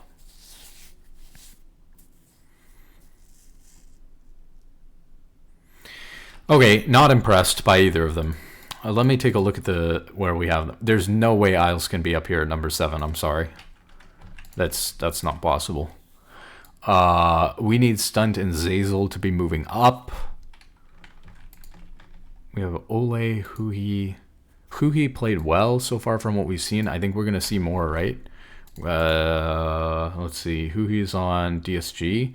Yeah, we'll see Shopify versus DSG. Him versus Seos. That should solidify his spot up here. We haven't seen Ayla at all yet. And, you know, he's second team All-Pro. We're moving down below Ayla.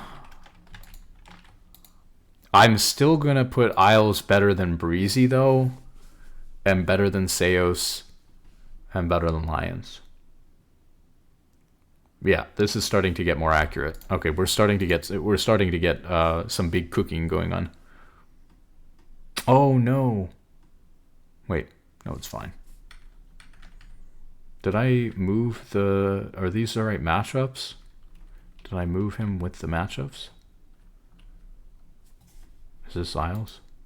Yeah, it is. Okay, so I must have moved everything then. It's fine.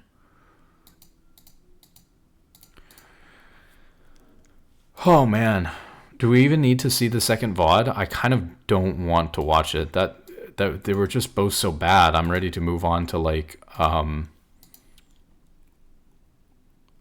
ready to move on to see how good Ayla is. Okay, so my thoughts are I was worried about criminally underrating Ayla and Seos because they finished second and third, yet I have them very close to the bottom of my list. I haven't seen any Ayla VOD yet. But what I saw from Seos was nothing short of vomit-inducing. So let's see what we have in the second game. Still no Ayla. Let's see what we have. Do we need to see more Seos? So I mean, he wins somehow. How does he win? Let's just skim through and see if there's anything that can be gleaned from this, and then we'll move on to the...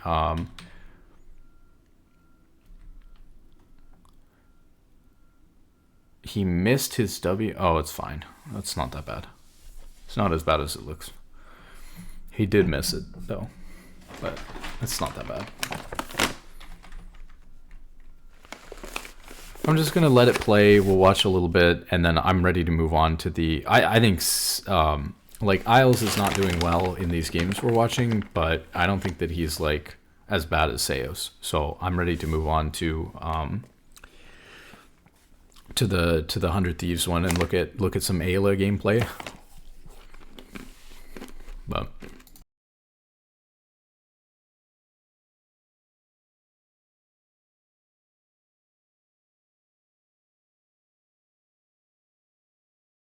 what are we Wing from it?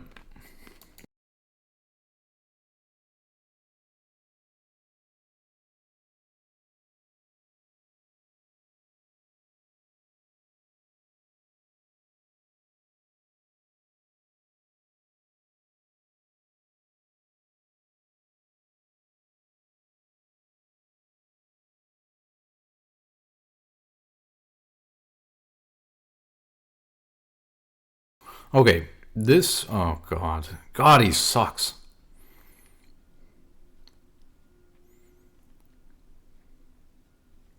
What the heck? Wait, maybe he's a genius. Well, let it play. Let it play. So he forced out a bunch of their summoner spells, and now when Jarvan comes around, they'll get him, right?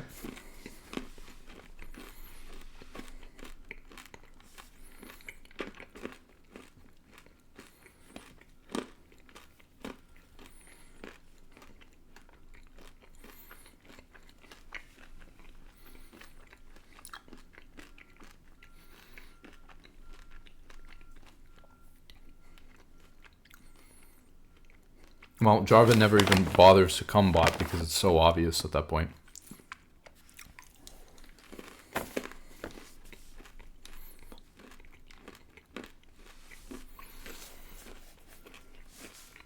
I don't know.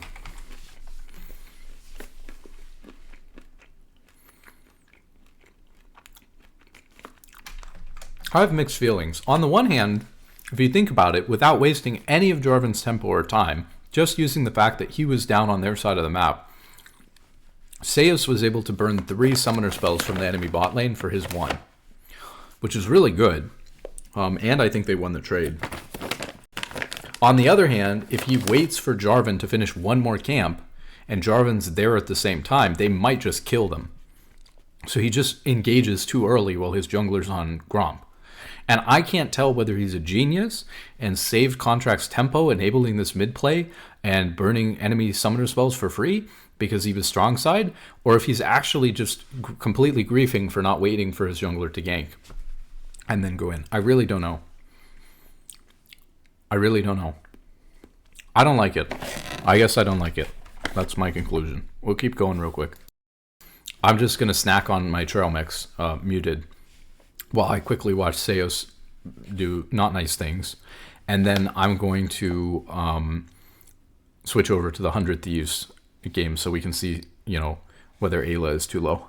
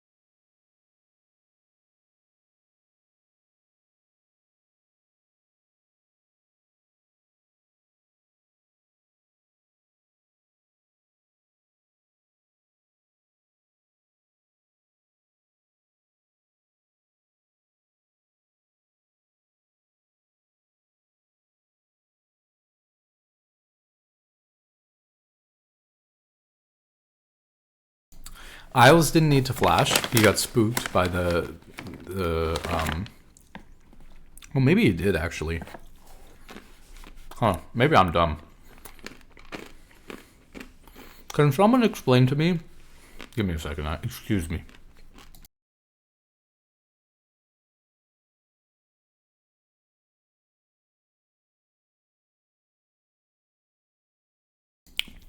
Can someone explain to me why Seos walked top lane to use TP to come back bot lane when he could have just walked bot lane the whole time?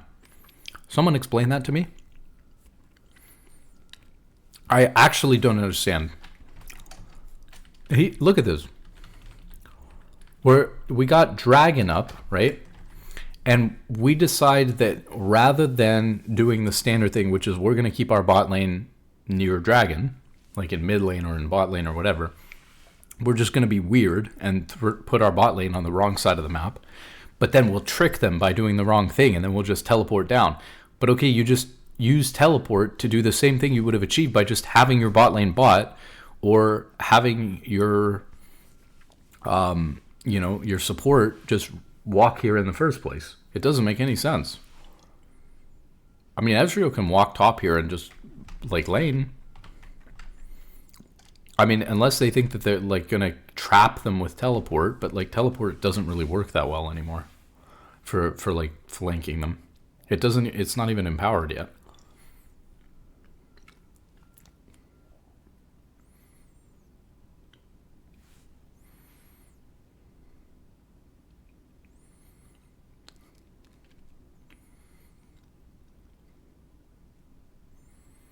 And to be fair, like, they do get, he misses Q. He uses heal on nothing when they're full HP. And then to be fair, like, Fudge finds a nice engage, and then he just has to use W to follow up, and then it's good. He actually just gets blown up here for free. Luckily, he walks out, but yeah, I don't know. Kind of weird. I've seen all I need to see of Seos. Okay, I've had enough snack.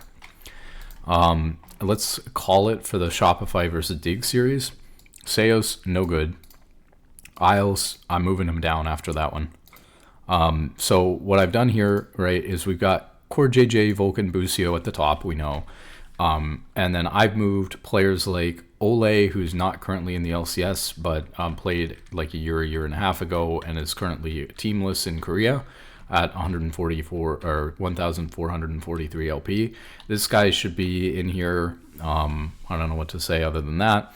Huhi from Disguised, as far as we've seen, is actually like. Did we see any gameplay from him? Yeah, I think we saw Disguise versus Dignitas, and Disguise beat Dignitas 5-2 throughout the year. So we saw Huhi, yeah, I remember. Okay, Huhi on the Poppy and stuff versus Isles. Looked good. He looked totally solid. Like, very, very few mistakes. Not a player who's, like, doing a whole lot, but, like, very, very consistent. Very few mistakes. Nothing wrong with him. And he's a player, like, name-wise, I would have put, very long-term experienced LCS player that I would have put pretty high up because, of his achievements and his experience. And I would assume would be a good player because of his experience. Where we changed some things here was Stunt and Zazel, who are, like, the top two supports in Challenger. I have now moved them up above. I think they were already above Lions and Seos, but I'm also moving them up above Isles. Ayla, I haven't seen anything from, so Ayla could very easily move right up here below Huhi. Very easily. I could see that happening, especially because I don't have a direct comparison anyways between Ayla and Stunt and Zazel. So, Ayla could very easily move up here. We also want to see. Unfortunately, yeah, it looked like one of these things. So I wanted to see him versus Huhi, but I think they never played. And obviously I can't compare him to Ole because Ole is not in the LCS either. So the best comparison is going to be him versus Seos. probably just going to make him look good. Maybe instead of actually watching 100 Thieves versus Shopify, maybe we want to see 100 Thieves versus the next, like the better team that they play.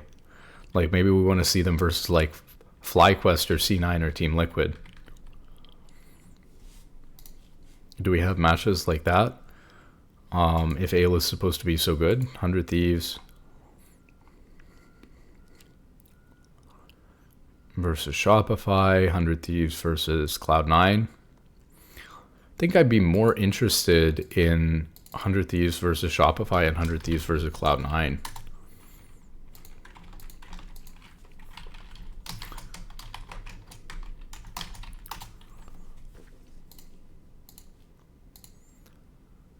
And then again, Stunt and Zazel, we really don't know. But Stunt, Zazel, Huhi, and Winsome, all four of these players, I'll highlight in like blue real quick. Oops, that's too dark. We can't even see what's going on. These four players are all about to compete in the promotion tournament into the LCS, where Disguised has to defend their spot. So we're going to see more upcoming from Winsome, Zazel, and Stunt, since we've not gotten to see them versus Huhi, you know, anytime recently. So that'll be more interesting. So we're looking for upcoming games for these guys.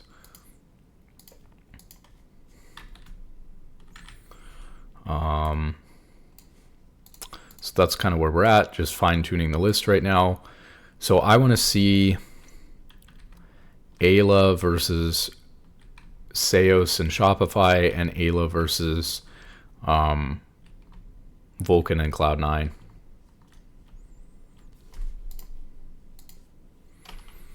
So it's 100 Thieves versus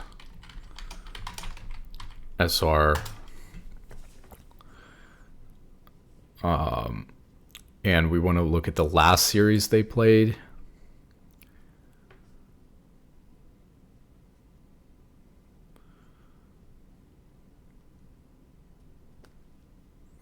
Let's just take a look. Did they play here during the regular season? Yeah, they played. Shopify beat them 2-1 during the regular season, but they beat Shopify 3-0 during the playoffs, and they also outperformed them in terms of making it to Worlds at the tournament versus like Latin America South, or not Latin America South, versus LTA South. There we go. Okay, 100 Thieves versus Shopify. So we want to see, so it would be the playoffs, would be this series right here, the semifinals. And I think it's this one. So here's game 1, and it just went 3-0, right? So there's game 2, and here's game 3. In the last couple of series, 100 Thieves in game 1 have opened with very similar comps where they gave away Oriana specifically, and then they picked Quiz. Okay, so we're really looking to see. I'm pretty confident, even though Seos on Shopify finished, like their team finished 3rd, I'm pretty confident that he's bad. So I'm really okay with this list. So it really just leaves us with the question of like, where does Isles go? Or not where does Isles go? Where does Ayla go? Does Ayla go? He could go as high as like above Ole. You know, here around 4th, or yeah, he could go as high as 4th.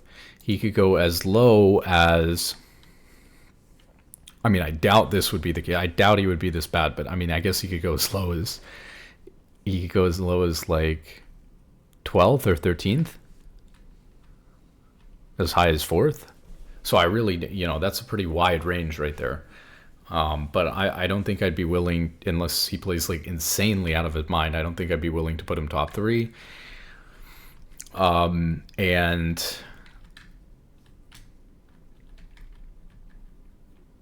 But yeah, and most likely the most likely thing is I think I'll probably move him up here to like where Huhi is, or maybe above Huhi. He's probably right in this area, right around 5th, 6th, 7th.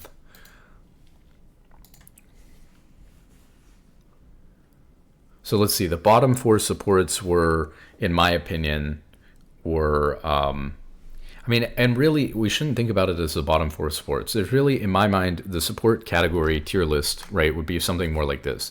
It's like Busio, Vulcan, and Core JJ are like tier 1. And then tier 2 is like Huhi and Ayla. And then tier 3 is like Seos, Lions, and I just watched them, Isles.